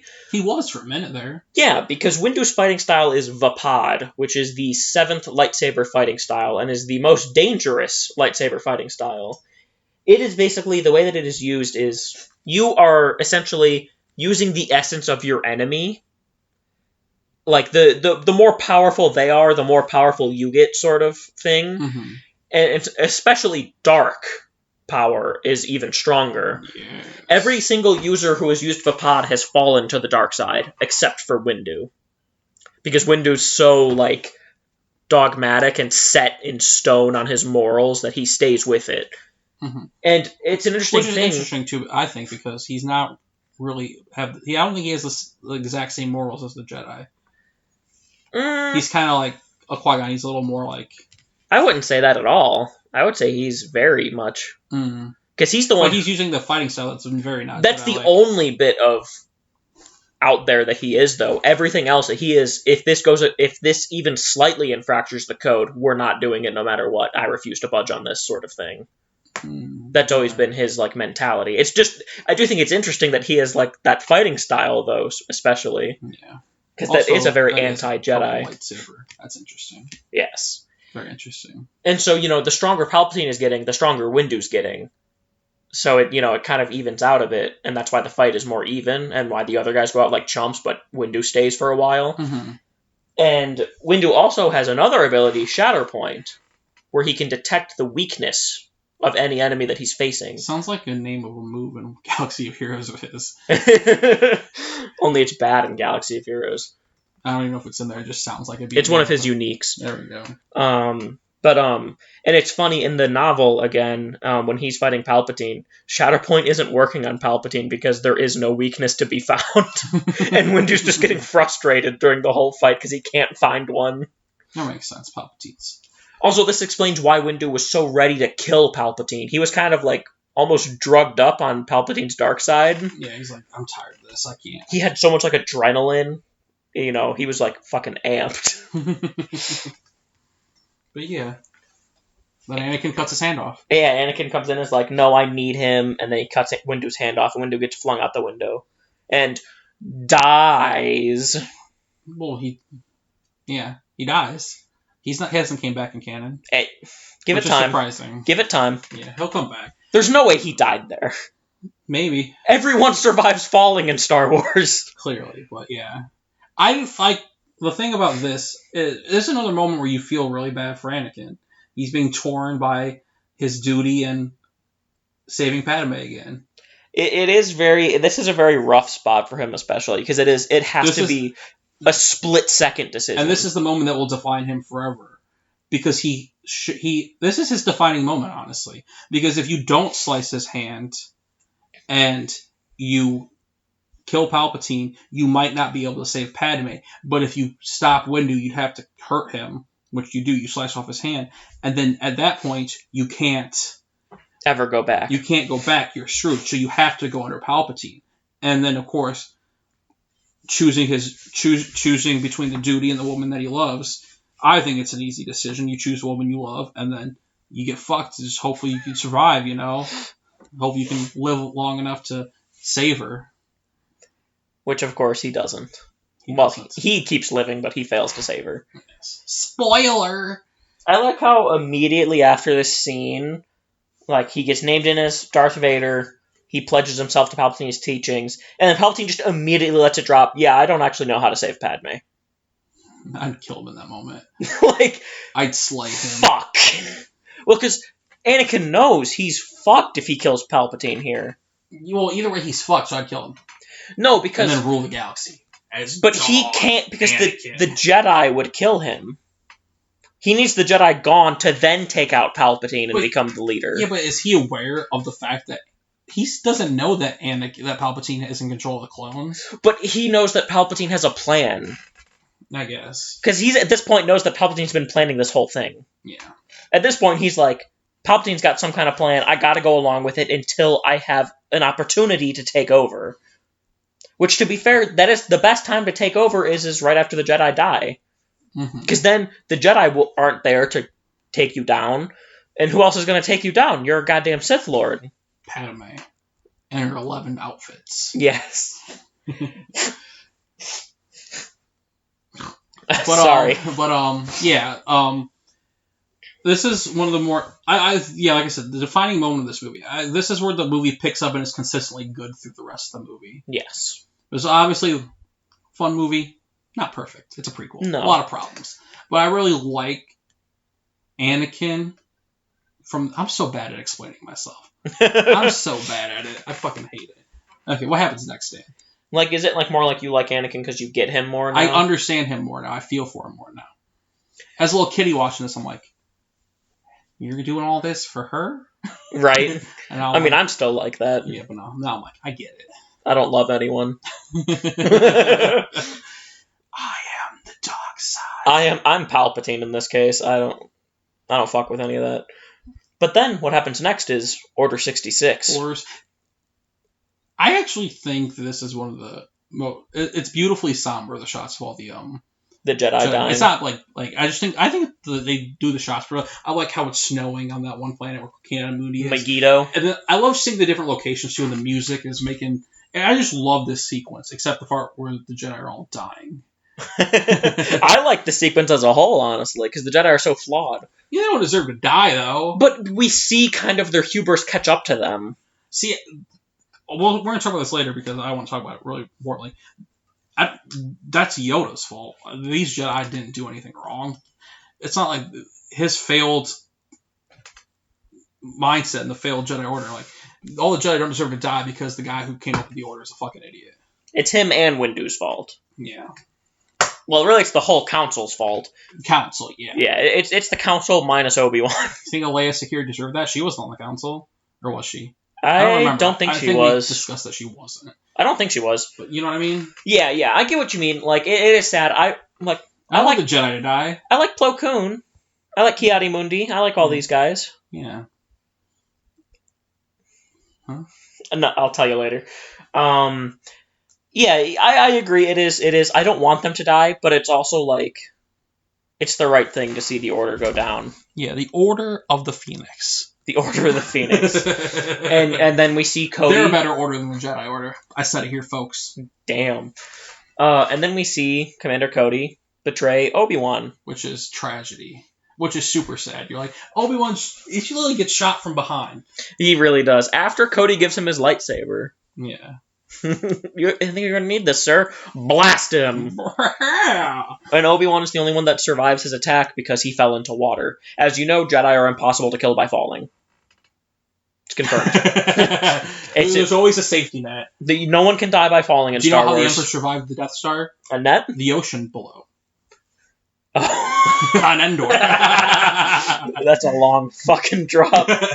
So is he in the life support just because the impact ripped his skin off? Yeah, so like, no, while he's falling through the atmosphere, it was just like ripping off. Oh, God. And then he landed in the ocean of Endor. That's terrible. Well, he didn't have much skin to go with it. His skin's fragile. Well, he had a lot of skin because it was all like flabby and saggy. He's the one who if he touches up gets a paper cut, he needs like 14 stitches probably. You know what I mean? Like that's how messed up his skin is. What is he, fucking anemic? Yes.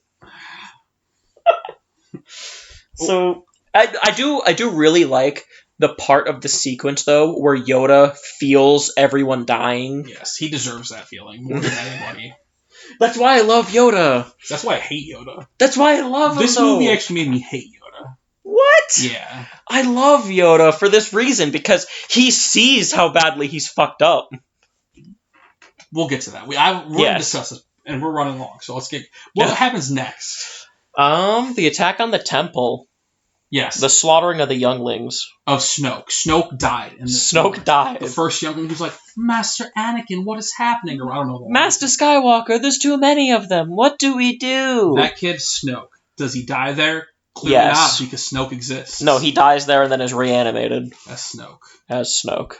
Would it be funny if Palpatine's like, remember that kid Anakin killed? I want him to be my next vessel. Go get his corpse. Save it. I want it. I need it. So then they all meet up on the Tantive 4.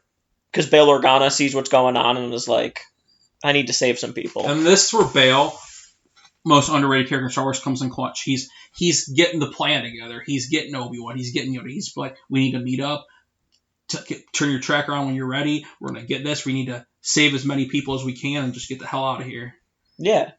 And so they gather everyone together, and then Obi-Wan and Anakin. I always say that just out of habit. Obi-Wan and Yoda decide to go to the temple to stop the transmission. Mm-hmm. Because they have sent out a transmission saying, all Jedi return to the temple. Which is pretty fucked up. And so they succeed. And then of course, they have to see some of the younglings died by lightsaber mark. So Obi-Wan has to find out who did it. Oh shit, who did this? And Yoda already knows. Yoda knows. He felt it in his soul. He felt it. That'd be the most painful for Yoda. Anakin killing the younglings. Feeling Anakin kill the younglings? Yeah. Absolutely. Because he was kind of like their grandpa. Yeah, he was the overseer. He was everyone's grandpa. He's like, shut the blinds, you know? Yeah. Turn on the telly. And to see one of his pupils devolve into a serial killer is a little rough. but it's especially devastating for Obi-Wan. Yeah. It is the most crushing moment of Obi-Wan's life. You were my brother, Anakin. I loved you. Seeing the man who is his brother murder children and pledge himself to the teachings of a Sith Lord. And what also makes it fucked up is that their last conversation was so happy. Yes. Anakin apologized to him. Obi-Wan was like, I'm so proud of you. They'll make you a master soon. It was so because they were arguing a little bit and they got over it, and, it's so sad. Mm-hmm. Their relationship is amazing. And so then, of course, they have to have a plan for what's next. They have to take out the 2 Sith. And Obi-Wan pleads, send me after Sidious. I cannot kill Anakin. And Yoda just flat out says, you get fucked against Sidious, dude. Yeah, I'll get him. He's mine. Apparently Yoda doesn't know that they could just both go take out Sidious and then both go try to get Anakin back. You know what I mean? Mm-hmm. Because Anakin's on Mustafar right now. He ain't going nowhere. Mm-hmm. Why don't they just both take on Palpatine? They would both win together. Yeah, why don't they just go after both of them? Like, one after the other. One. Jedi suck. Like, exactly. You don't have to... there's multiple of you for a reason. Go squad up, never roll alone. I get the logic is probably that they don't know what Anakin is doing, and they want to stop him as soon as possible before he escapes and sort of like takes Palpatine's throne. But looking at it from a third party perspective, it's like, well, you could have just both went after Palpatine. Yeah. But of course, so Obi-Wan has to go after Anakin. So Obi-Wan's going after Anakin, but he doesn't know where Anakin is. So where does he go? He goes to talk to Padme Amidala, and he has to explain to her that he's turned to the dark side. And Padme, as someone telling you your husband is a killer and murdered children, you don't want to believe them. No, like he wouldn't do that. That's not him. And then they have a conversation back and forth. Like she doesn't want to believe it. And then, of course, Anakin's like, I forgot, Obi-Wan says something. I don't remember. Obi-Wan says Anakin's the father, isn't he? Yeah. And then, I'm so sorry. And then he bounces out. Yeah, because Padme refuses to tell him. Yeah. So, what does Obi-Wan do? Waits by her ship. Jumps in the ship when she goes to visit him. Because, of course, after telling her that, what's the first thing she's going to go and do? Find Anakin. See what's going on. Learn the truth from him. Because you trust Obi-Wan, but you don't believe what he's saying. Like, yes. It's something you never expected to hear from him. You can't believe it. Yeah. And what is Anakin doing during this time? Killing the Separatists. Killing Separatists. On Mustafar. Yes. Rightfully so. Fuck those guys. Yeah, those guys sucked. I like the Separatists, but those guys sucked. Yeah. And then Yoda's going after Sidious. Has a great Let's moment. talk about that fight first. Yeah, we'll talk about that, and then we'll get to the Battle of Heroes. Battle of Heroes? That's the name of the theme that plays when they're fighting. Battle of Mustafar? Yeah, the Battle Mustafar? of Heroes is the name of the theme. No. So Yoda goes to see... We'll talk about the Sidious fight first, because that's shorter and a lot more concise. Yeah, it just makes more sense. Mm-hmm. Yoda has the great entrance of just slamming 2 royal guards into the wall and knocking them out. The wall, and it's hilarious. The best Yoda moment of his career, other than Dagobah. I like his appearance on Oct 2. He's pretty cool on Oct 2 as well. Yoda freaking Yoda just sucks. I hate him. We'll talk about that later. Yeah. And then the fight starts. Sidious blasts Yoda into the wall with lightning, and then Yoda pushes him back. There's a lot of force flinging around here. Mm-hmm. Then they finally pull out the lightsabers. And they duel. And Yoda has... I like the Yoda line where he's like, if so powerful you are, why leave? The one thing I like about this fight... A lot of things I like about this fight. One, they go up to the Senate eventually, and it just turns into the C-SPAN. 2, I really enjoy that Palpatine's face has calmed down here a little. Well, because he has like 8 layers subtle. of makeup on. Yeah, it's less like... You guys can see my faces, right? I'll take screenshots and put it on the thing. Oh, hell yeah. But yeah, I like because their fighting styles are both so like movement oriented. Agility. Like their agility, and yeah.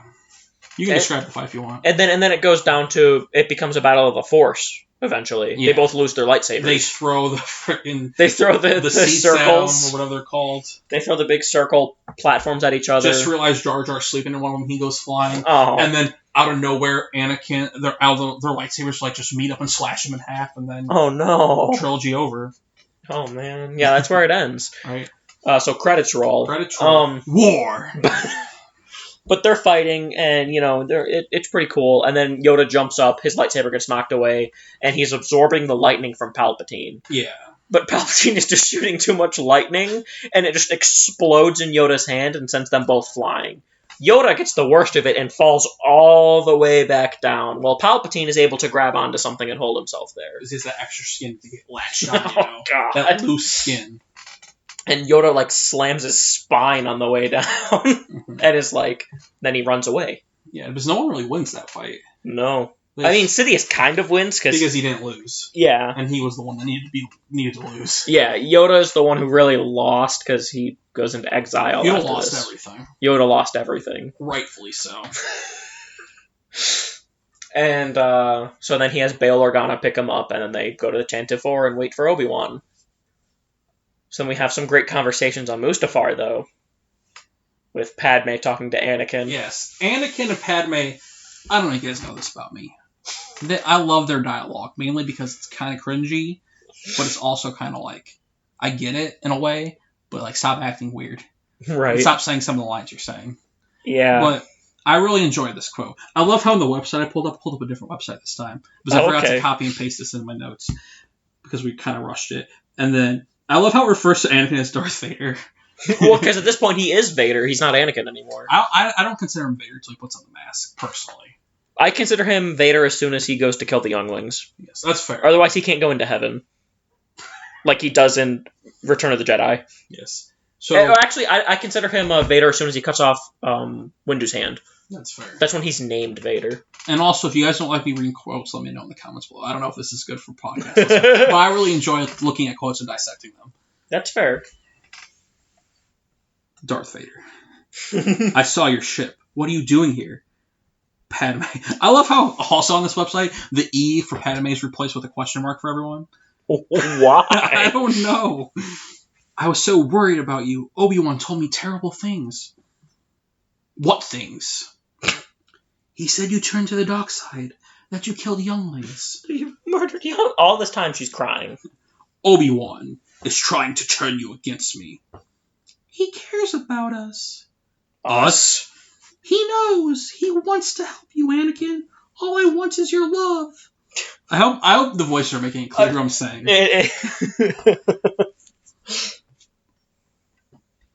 Love won't save you, Padme. Only my powers can do that. Only my new powers will.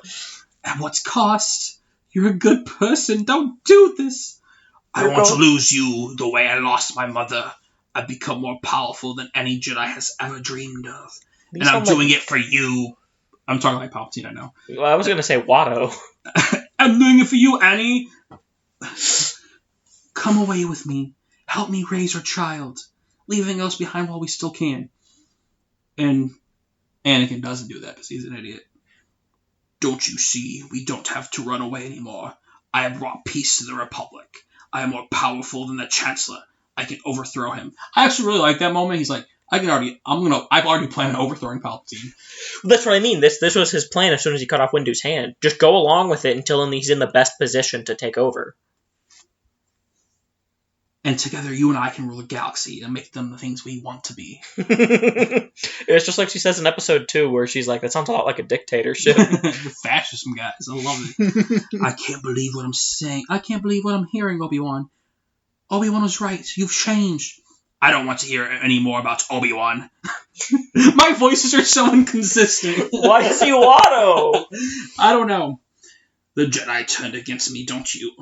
Don't you turn against me? I don't know you anymore, Anakin. You're breaking my heart. That's like the quotable line. You're breaking my heart, Anakin. Silly Padme. It's pronounced neck. You're going down a path I can't follow. Because of Obi-Wan? Because of what you've done.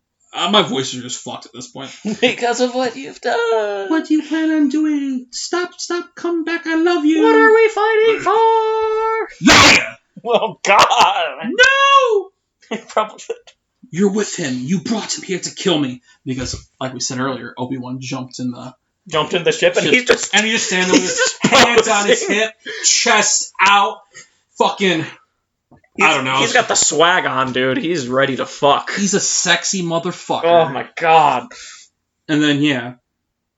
And then he starts choking Padme. He chokes Padme, and then, you turned her against me. You've done that yourself. Your anger and your lust for power have already done that. You have allowed the Dark Lord to twist your mind until now. You have become the thing you swore to destroy. Don't lecture me, Obi-Wan. I see through the lies of the Jedi. I do not fear the dark side, as you do. I brought priests freedom. Which he's right there. They fear the dark side so badly. Yes. That is part of their hubris. You know what we should do in the future? What? I know we probably won't have as many line readings because there aren't as many funny, like, over-the-top lines in the future. We should switch off. We should have, like, it printed out and, like, we each read a different character's lines. True. But yeah, it works for this one because I'm barely talking in this one. That's because I've just been ranting this whole time. Because you love it, so I'm letting you. Yeah. And plus... That's why we're going long this time, because I just don't shut up about this film. You want to read a Master Yoda quote now? No, I'm just kidding. But yeah, I love that whole sequence from him addressing that to the eventual when they start fighting. Yes. I love the dialogue. I just love... Only a Sith deals in absolutes. Yes. If you're not with me, then you're my enemy. Like, Anakin is so, like, power drunk at this point. Mm-hmm. You gotta feel bad for Padme, too. Yeah. Obi-Wan kind of fucked her. Kind of. Because now he should know how Anakin's gonna react when he sees him there. And you don't... And I don't want to say this as bold, or... Is Padme dying kind of Obi-Wan's fault? I wouldn't say it's fully his fault, but he has a big part in it. But see, if he wouldn't have showed up with her, and he wouldn't have choked him, then I think it's half Anakin turning the dark side, half Obi-Wan fucking her, putting her in a bad position. I do think also it's not... Obi-Wan didn't have a choice. That's true. Well, you could have just followed her. She probably would have detected it, don't you think? Yeah, but still. These are like your family. You love them. But I guess killing Anakin's more important. Stopping Anakin is the most important. Yeah. And I think even Obi-Wan maybe didn't... I think Obi-Wan still didn't want to believe entirely how evil Anakin had become. Yeah, like, that's very clear throughout. He didn't see it. I don't think he saw it coming that Anakin would have choked Padme. Especially considering... And that's the moment you know Anakin's gone. Yes. For me. Because your whole point of this is to save her. As soon as you choke her. As soon as you choke her, you're like... He's gone. Done feeling sorry for you. He's gone. He's gone. The boy you once trained is gone. Mm-hmm. And then they have a dope-ass fight. Dope-ass fight. That's all we need. It's so cool, the lava. It's so all over the place. The moving part, it's moving I love the moment when they are just flailing in front of each other. And they both, like, miss everything because they know each other so well. They're like, oh shit, oh shit. I know what you're doing, and then they both force push and it just, like, rebounds them into the walls. Mm-hmm. It's a long fight, and it's so good. So juicy and delicious. I love this fight so much. Yes. World War Length, find out in 10 to 30 minutes. The only bad part of this fight is that I think the ending is super abrupt. The ending's not abrupt, it's just the way it ends. Like, it's not that the fact that, yeah, maybe, it's like... I think it's just how fast, like, it's like a... No, it's not. The fight's pretty long. No, it's not the fight is long, it's that it ends, like, instantly. It's weird that it ends because he's just on higher ground. Like, they should have, like, been fighting and someone should have got the upper hand and just ended it. True. But, like, spinning is a neat trick. I wish he would have said that. But I get the whole thing is that Anakin's undoing was his overconfidence. Yeah, that's fair. I like that aspect of it, but I think the choreography could have been a lot better. Yeah, absolutely. But the idea of it I get is that it's like, Obi-Wan essentially baited him. It's like, I have the high ground, you can't get higher than this. I think, see, that in a way, I wish it would have ended differently, but I think it worked because Obi-Wan knows him so well. Yeah. That he manipulated him, or like knew he might do something dumb there. Because if Obi-Wan didn't try to bait him there, don't you imagine Anakin would have just jumped to the side? It would have ran at him. But he basically goaded him and was like, you can't jump higher than this. You can't jump over me. That's not going to work. Some may say he has the high ground. And so Anakin was like, I'll fucking prove I can do it. And then he couldn't do it. But I really do love their dialogue here, too. This is where it gets one of my favorite lines. You were my brother, Anakin. I loved you. I just love that line so much. And Anakin's falling back and Obi-Wan, it was said you would destroy the Sith, not join them. Restore the Force, not leave it in darkness. He says something about bringing balance to the Force here. Which, Obi-Wan, I love you, buddy, but you don't know what balance is. But you're kind of wrong. He kind of is bringing balance to the Force. And then Anakin has the, I hate you! Does he say that? Yeah. That's what he screams at him when he's about to light on fire. Right. Anakin's such a silly boy. And Obi-Wan couldn't bring himself to put Anakin out of his misery. I think he assumed the fire would kill him. But I think, because you think normally, you'd be like, why not just make sure the job's done, Mm-hmm. But I think it's more he couldn't stomach it. That's true, too, but also, he had an out, though, because of the lava. Yeah. I feel like that's an out for him. He's I don't have to do this because I think this will get him. He had that as an out, but I mean, just as, why didn't you make sure? It's the lava would have gotten him, and I couldn't do it. You should have at least threw him in the lava. You don't force push him in the lava. And also, you have all your limbs missing except one arm. You're like, is that his good arm or his robotic arm? That was his robot arm. So he's all his limbs gone. He is a quadruple amputee. That's hot. That's whenever you see him in his Bacta tank, mm-hmm. He has no limbs. He's just floating there. All of his limbs got cut off. Dooku cut off one, and Obi-Wan cut off the other 3. Obi-Wan's a G. He knows how to cut off arms. That's such a smooth move to cut off 3 limbs in one swing. So Obi has 5 arms cut off in his career at this point. But yeah, the fight ends. What happens after the fight? We get obviously closing ceremony. It's not literally a ceremony. We get the birth. We get the birth of Padme's children. What are their names? What could their names be? I think it's Han Alono. It's Han and Chewie, his kids, right? It's Jason and Jaina, right? Rey and Ben. It's Anakin and Kitster. Watto. Broom Kid and Broom Girl. General Hux and Bill from Harry Potter. Cedric Diggory and Jet, whose last name I don't know. No, of course it's Luke and Leia. What? The incest twins, as we like to call them around these parts. They kiss eventually. Wait, Padme's their mom? I thought the Force was their mom.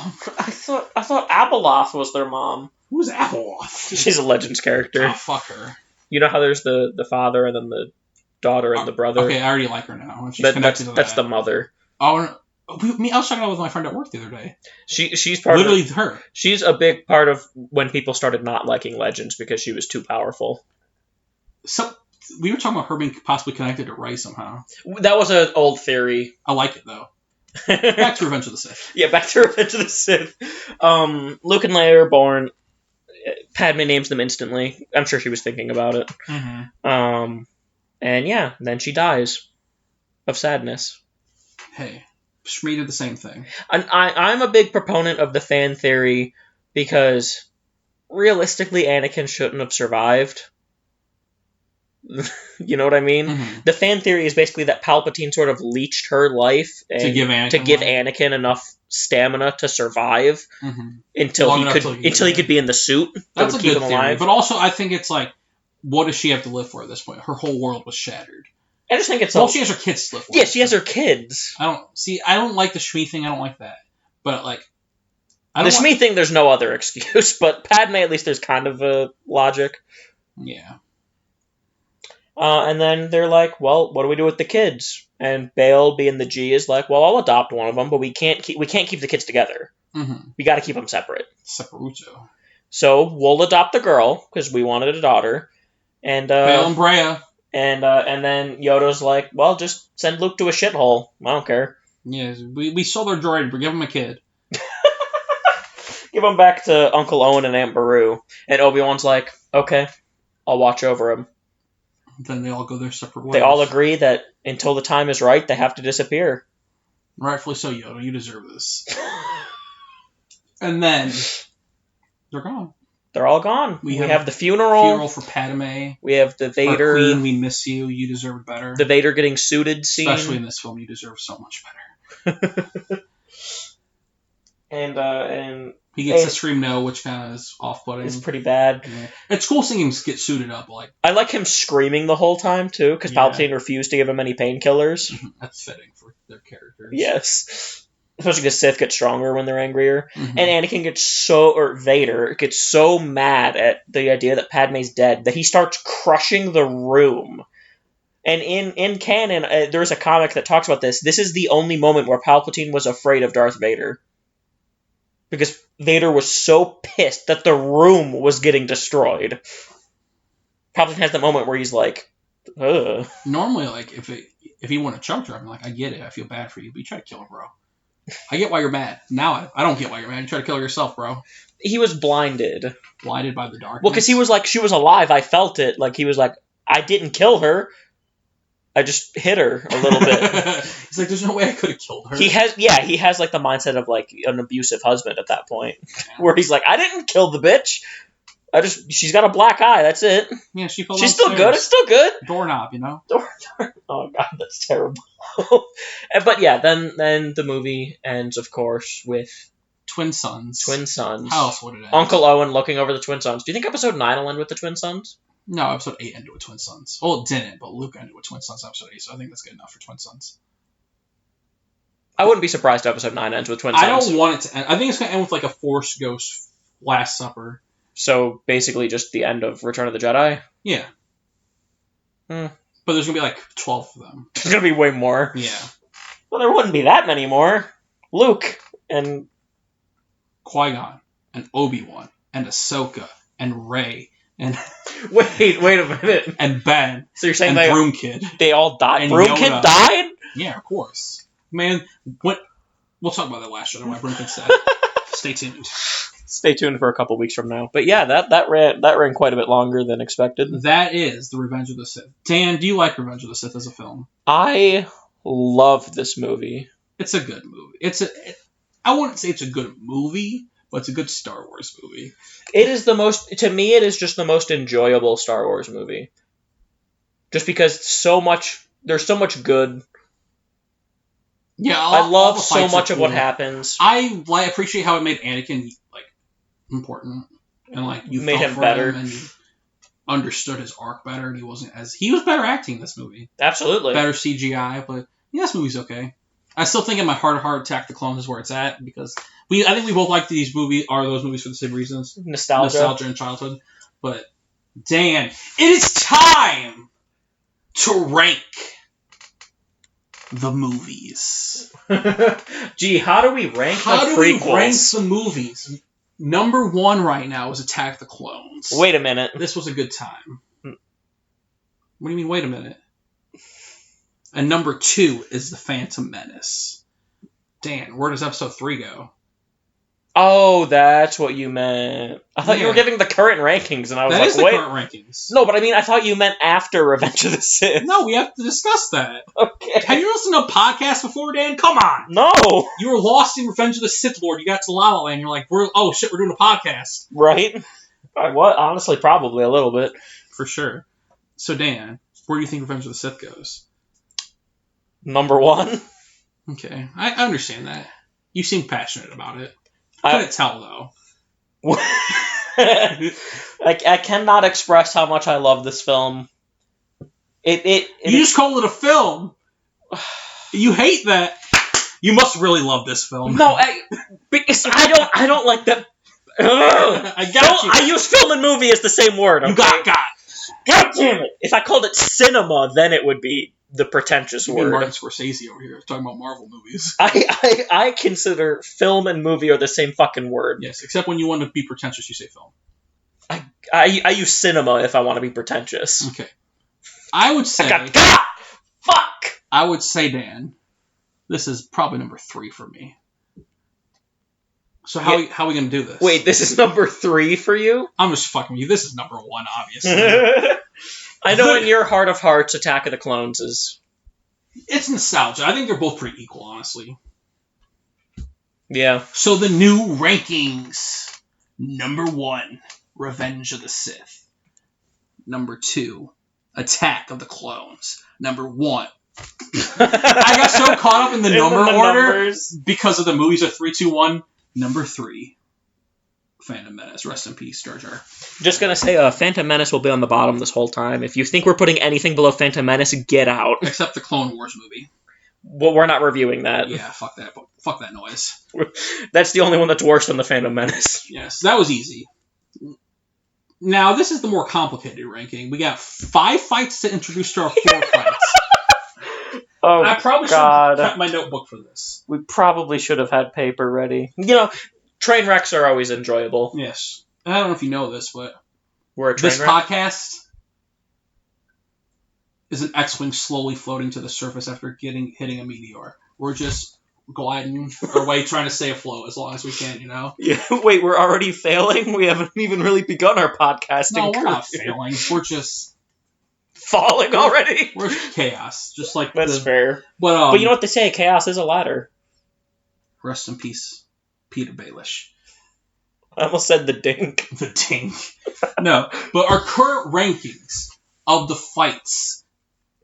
Number 1. Duel of the Fates. Duel of the Fates. Number 2, Obi-Wan vs. Jango. Number 3, Coliseum scene? Yes. Number 4, the trio versus Dooku. And Attack of the Clones. So we have 5 fights to introduce. 5? Oh, God. I'm going to make a list on my phone real quick. Of the fights? Ooh, we got a new follower on Twitter. That's interesting. I wonder what Twitter that is. If it's our Twitter or my personal Twitter. Yeah. What? You have a personal Twitter? Yeah, my name's Tyler. Follow me on Twitter. Try to find me. I dare you. If someone finds me, good on you. If someone finds me, I'll send you a potato chip that looks like Anakin. Just kidding. I don't have that. I wanted to say something, but I didn't want it to actually happen. Okay, so don't say it. I'm not going to say it. I'll tell you after. Okay. Duel of the Fates. Oh my god, why is my notes in bold? Is your font all fucked up? Yeah, my notes font is weird. We're just the most professional podcast in the world, you know that? It's funny, too. We tried to prep for this one, but... And then we just kind of didn't. Next one, I'm going to prep so much better. To be fair, I was so hyped, I just could not wait to get started with this one, man. I'm just going to... Number 1 is the Duel Mustafar. Yes. The final fight of this movie will be our number 1. The Battle of Heroes.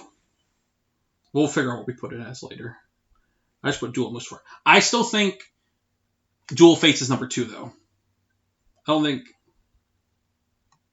You know what I mean? Yeah, absolutely. Duel of the Fates is still number 2. None of the other ones beat it in this movie. The only thing that beats it is Obi-Wan v. Anakin on Mustafar. Yeah. So we gotta figure out where we put the other 4? 3, because Grievous Obi-Wan's last. Yes, Grievous Obi-Wan is last, even below Episode 2 Dooku, because that is just the most disappointing fight of all time. Yeah. So where shall we put Yoda versus Palpatine? Yoda versus Sidious in the C-SPAN room? I would honestly put that below Geonosis. But below Coliseum? Below Coliseum. Honestly, I think all 4 of these go below Coliseum. Really? I wouldn't agree with that. I will say this one for sure, though. Well, actually, yeah. But I think they can all go above, except Grievous go above the Dooku and Attack of the Clones. So now we can just figure out where we rank these 3. Yes. So I would say Yoda Sidious, Windu Sidious, Anakin Obi Dooku. What was the last one? Anakin Obi Dooku. Yeah. I agree. That works for me. That fits pretty perfectly. Let's see if I can say these rankings in good order. Number 1, The Battle on Mustafar. Number 2, Duel of the Fates. Number 3, Obi-Wan versus Boba. Number 4... Wait a minute. Obi-Wan versus Jango. Number 4, Coliseum. Number 5, Palpy v. Yoda.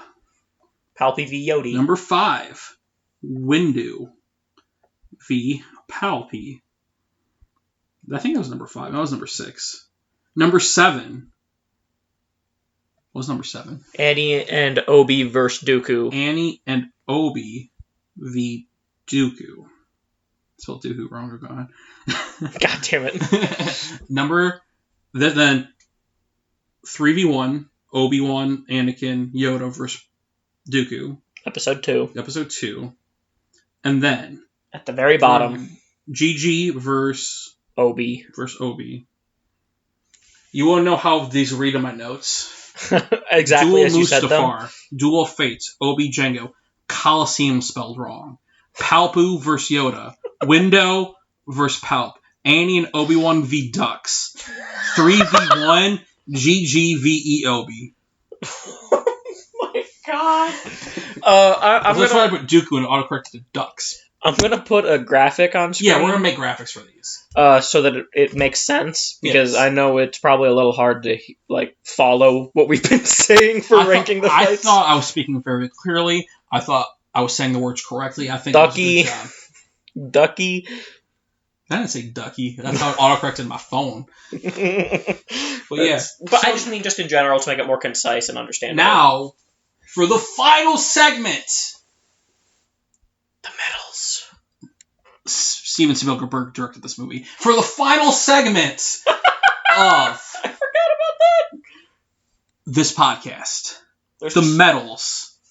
Oh, wait, no, we need to talk about Yoda. There's just so much Remember to talk about. Remember talking about Yoda? There's just so much to talk about with this film. Remember we gotta talk about Yoda? Yeah, I know. Okay. Then we'll do Medals of Bravery. And also, we usually, before the podcast, think of a few that are going to possibly be in contention. I have no idea for any of these. Especially the... Yeah, we'll get to it. Yeah, we'll get to it. Yoda is the worst Jedi. He massively fucked up the Jedi. And he had to retreat till it was time to fix it. I don't believe he has ever made up for his failings as the leader of the Jedi through 8 Star Wars films. I think it's not necessary. It's not... The thing is that it's not all his fault. It is the council's fault. But he's the head of the council. Him and Windu are the heads of the council. They have equal standing.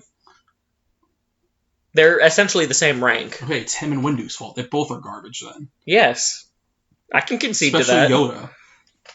Like, you go into hiding and you train Luke. But have you ever truly made up and tried to, obviously training Luke was a way to try to right the wrong and get back to balance or get back to real balance. But I don't think he's ever made up for this massive mistake and this massive hubris. But which is what made me think of this is between watching this movie and a quote from J.J. Abrams recently about episode 9, or from somebody or it was either Daisy Ridley, it was someone from episode 9 where they said, or Poe Dameron, it was someone, but they're like, what you realize during Rise of Skywalker is that the Sith and the Jedi have been playing this game for a long time. And they're finally gonna... they've been playing a really long game. So maybe Yoda finally... Maybe Rey and Kylo have been the answer Yoda's been looking for this whole time. Or whatever happens to episode 9. But I firmly believe Yoda has not made up for his mistakes. Oh, absolutely. I can agree with that. And that's why I hate Yoda. See, He's no Davi. See, but I don't think that makes him worse, though. But I think... But having hubris and not realizing the fact that he grows beyond it. Does he though? He does, but in the original trilogy, I like him in the original trilogy, but prequel him makes me like him a lot less as a character. See, I'm the exact opposite. Prequel Yoda makes me love him a lot more. No. Because you see how flawed he is and how he comes to understand how flawed they are. Does he understand how flawed they are though? Yes. He still wants the Jedi to continue though. He didn't even want to train Luke. But he does train Luke, and then he begrudgingly. But then he allows Rey to get away with the books. So he wants the Jedi to continue, flaws and all. Has he tried to improve the Jedi? Maybe we'll find out more about this eventually, but I don't feel like he's ever tried to improve them. Well, he does say your pupils are what grow beyond you. Yeah. In The Last Jedi. And what are Yoda's pupils? A Sith Lord. And he was saying that to Luke about Rey. But yeah, and Well, then Luke, who was Yoda's pupil? Count Dooku. Luke is who he's talking about. Yeah. Luke grew beyond Yoda, and Rey will grow beyond Luke, is what Yoda is saying in that scene. Hopefully. That's what he's saying, is that they take your failures and learn from it. And you learn from your failures. Oh my god, Dan.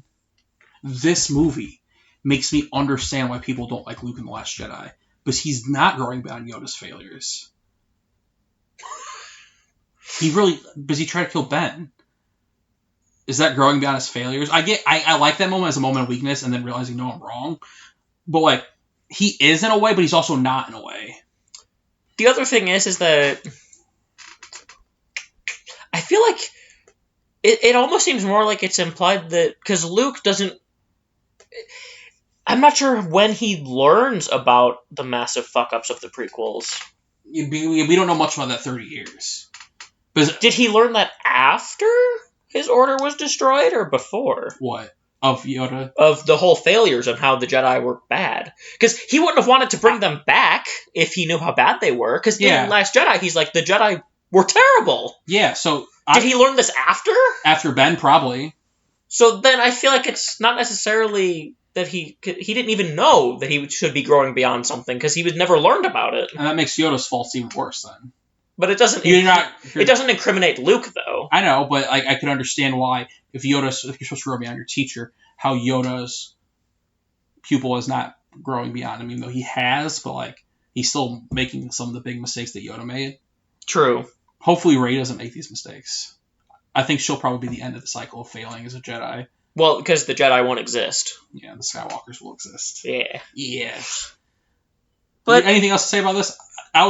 I kept thinking about this during watching the movie. I just like that he like he accepts the failure and goes into exile for it, and I agree that he doesn't ever make up for it, but I don't think necessarily that, like, I don't know. This is hard to explain for me. It's like, this is what I'm passionate about Revenge of the Sith. I don't know how to explain it. It's like, because I can agree, he sucks in the prequels, but that makes me like him. Why? How does that make you like him more? Because you see him actually grow into being someone who's really wise in the original trilogy. I guess. Because he's not as hubristic. I would have liked it more if the prequels came out before the original trilogy and see that arc, but... That's not the world we live in. Yeah, I know. But I'm not going to hold that against him either, but I'm not going to, like, reward him for it. You know what I mean? That's fair. I just really like Yoda. I like Yoda in Episode 5 and Episode 8. He's not really in 6, is he? Not really. He dies. Oh, yeah, he disappears. Yeah. Dobby got the knife! But that's why... But I don't know. It's just knowing the failures, I feel. Just a reference to all you Star Wars fans that are watching this podcast. During this podcast, if you don't want Star Wars, Game of Thrones, or Harry Potter spoilers, it's going to happen. I said Dobby got the knife. He also got the sock. I mean, if you haven't seen Harry Potter movie 7 yet, I don't think you care enough anyway.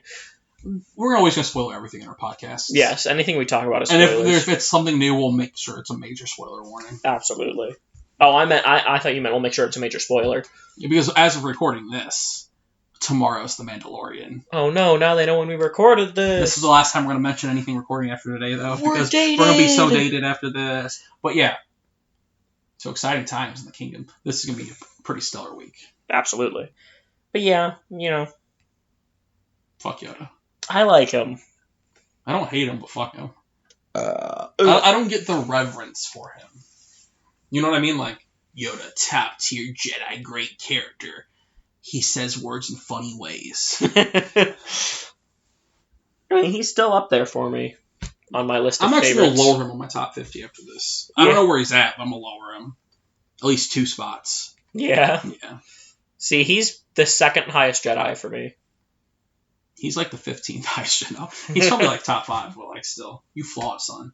No, if I can count Ahsoka as a Jedi, well, she was a Jedi, no. But as a character, it's hard. It's hard when people change. Yeah. Like Barra Sophie, great Jedi for like 2 episodes. Then she fucking screwed everybody. Okay. Medals of Bravery time. Medals. bravery! Woo! The medals of bravery! So, Dan. We didn't prepare for this segment at all. How long are we at right now? 2:19. Okay, it's going to be like a 2.5 hour podcast. It's fine with me. That's fine. As long as we won't hit 4 hours. This is the one that Those are reserved for one thing and one thing only. This is the one that I've been ready to rant about, so... This movie as a whole, I mean. Like, just ranting about how much I love it, so... Yeah. Dan, do you love this movie? A lot. Couldn't tell. This is the one thing in life I'm passionate about, okay? I know. I always feel like a dumbass trying to talk about Star Wars with you because I'm like, I'm not as smart. But ready? Dan. Category 1. I have no idea for this one, honestly. How did this happen? We're smarter than this. Which is actually a line from this movie. It is. Oddly enough, where we don't really have an obvious one to pick for this. There's not one that sticks out. There's a moment where Obi-Wan gets flinged in the beginning fight that's very bad CGI. Do you have anything that sticks out, like a line, a moment? You know who I'm going to give this to? Yoda. Just his character, his arc in this movie. You're smarter than this.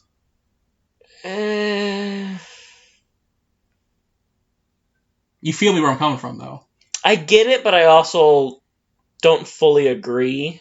Okay, you got something better?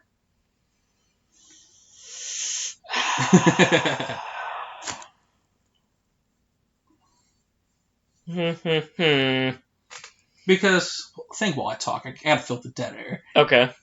Like I said, like we were talking about before, he's smarter than that, but he still massively fucks up the whole Jedi. I don't know. Like I said, we should have prepared for this better. Probably. There's a massive, but nothing stuck out either. So otherwise, there's nothing like big. You know what I mean? You want to give it to Yoda? Let's do it. I guess. Yoda, you're smarter than this. Okay. This one's easier. What's it called again? That's so wizard moment. That's so wizard! What's the best moment in this film, Dan? Gee, I wonder what it is. What is it, Dan? You were my brother, Anakin. That line? That moment. Of them on the... Of that whole conversation with each other. I'll accept that. Because I don't want, like... Yeah. Just them talking before he dies. Yeah. Die. You know what I mean. Before he gets burned. Yeah. Like, that whole conversation, just the, like, emotion of it, like, you were my brother. I loved you. You were one of my attachments. I can't, Mm-hmm. It's really a big moment for Obi-Wan. And it's a big character moment for both of them. It's really one of the biggest moments of the whole franchise. Yeah. It is really just the true cementing of Vader. He was already cemented when he choked out Padme, but this is where it's all over. He has literally nothing left other than Palpy.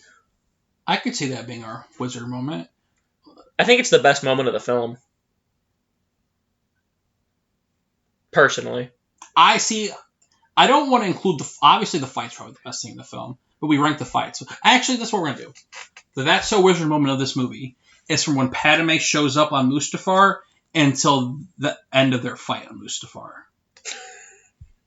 Because I really like the front half of that too. Their conversations at the front. All their conversations are very good at this part of the film. So yeah, let's go with that. Their conversations? Before and after the fight. Because we can't just always have the fight as the highest moment. Obviously, that's our highest fight, so obviously that's our favorite moment. But yes. The conversations with Padme and Obi-Wan before and after the fight, and the conversations after the fight. Yes. On Mustafar. I just love all their conversations because it's so, like, tragic. Yeah. It really is tragic. That's why Anakin's I love a tragic character. I didn't really realize it until now. That's why I love Daenerys Targaryen so much. I love tragic characters. She is tragic, isn't she? Because I love when you have moments where the villains win. Not in the end, just moments where the villains win. And this was absolutely, like, the good guys got fucked. Yeah, for sure. There was not even an inkling of win here. And it makes the fall of it so much more, so much more fuck yeah. Yeah. When it's like, we gotcha. Yeah! Okay. We have one more award left, Dan. One more award. The Chosen One. Oh, you are the chosen one. The boy who lived. It's the award's called The Chosen One. this is the last film with the Chosen One. Who should be the Chosen One? Not Anakin, because he choked Padme. I thought about fighting for him, and then, you're not the Chosen One, Anakin. You choked out Padme. You choked out Padme. The one thing that drove you to do everything you were doing. That's a great moment. That's such a good moment. Not the fact that Padme got choked, but yeah, you know what I mean. Yeah. Don't take that out of context, please. Padme getting choked. That's a great moment, dude. I love it so much. I mean, to me, there's only one choice for this, really. Darth Sidious. You're probably right. Last week, we had a tie. I really wanted it to be Padme, because I thought it's obviously going to be Obi-Wan this episode. I was wrong. I could still fight for Obi-Wan for this one. Yes. Obi-Wan is still a good choice. Dan, you know I could probably win this, right? By calling our tiebreaker, I bet our tiebreaker would choose Obi-Wan again. Probably. I could do this just to spite you for last week. Wow. But I'm not going to, because I think Palpatine deserves it. Because his master manipulation was such a long con. It was so well orchestrated. This was his film. If it wasn't for his faces he makes while he was fighting, it'd be a slam dunk Chosen One. Like slam dunk, 10 out of 10. You deserve this. But some of his faces he made while fighting. You know? I love the faces. I just love how passionate he is, how smart he is in this whole film. I think we said in a previous episode, Star Wars has always had pretty competent main villains. It's their underlings that always fuck up. And I love competent villains. Palpatine in this movie is such a mastermind. How do you get fucked this hard? Right? You had the whole galaxy. The Jedi had everything. And Palpatine becomes the leader of the Senate and kills you all. And you don't even know it's coming. Right? They got fucked hard. I know. He made Yoda look real bad. Yeah. Real bad. And honestly, I like that. Palpatine, go get him. Go get him, champ. And yeah, so that and this, like, TBH, this is the only one we can give it to him for, to be honest. Yeah. So I gotta give him one. My favorite character. So honestly, I think the person that just followed me on Twitter is a prostitute. Yeah? Yeah, literally just made an account. On Powerful Thigh Guys or on... My personal. On your personal? Okay, I'm blocking her. So if you can find this prostitute and find who she added. How do I block people on here? I'll figure it out after. Okay. Talking about your prostitute escapades. It's not my escapades. When you have low follower counts, that's what they do. They just follow you. That's true. Yeah, so... How did this happen? We're smarter than this. Yoda. That's so wizard! Dialogue between Anakin, Obi-Wan, and Padme. Before and after Mustafar. And the chosen one of the world! Chancellor Palpatine, Sheev Palpatine, or Darth Sidious. And that. You have anything else to say before I end this? I love this movie. This movie's alright. It'll be interesting to see how we rank this as we go along. Yes. Especially next week with Solo. Yes. So that, guys, has been the Holocron-Cast. Episode 6. Like, subscribe, comment. Follow us on Twitter. Ask us questions. Figure out what you want to know. Let us know if you liked us reading dialogue. Let us know if you like... I mean, I know we said we were going to try to shorten the plot summary, but I just kept going on tangents and was so hyped I couldn't control myself. Yes. We'll be better about it for episode 4, because Solo, I feel like we got to explain a bit. Yeah. And so, signing off, this has been The Road to Skywalker. See you next time.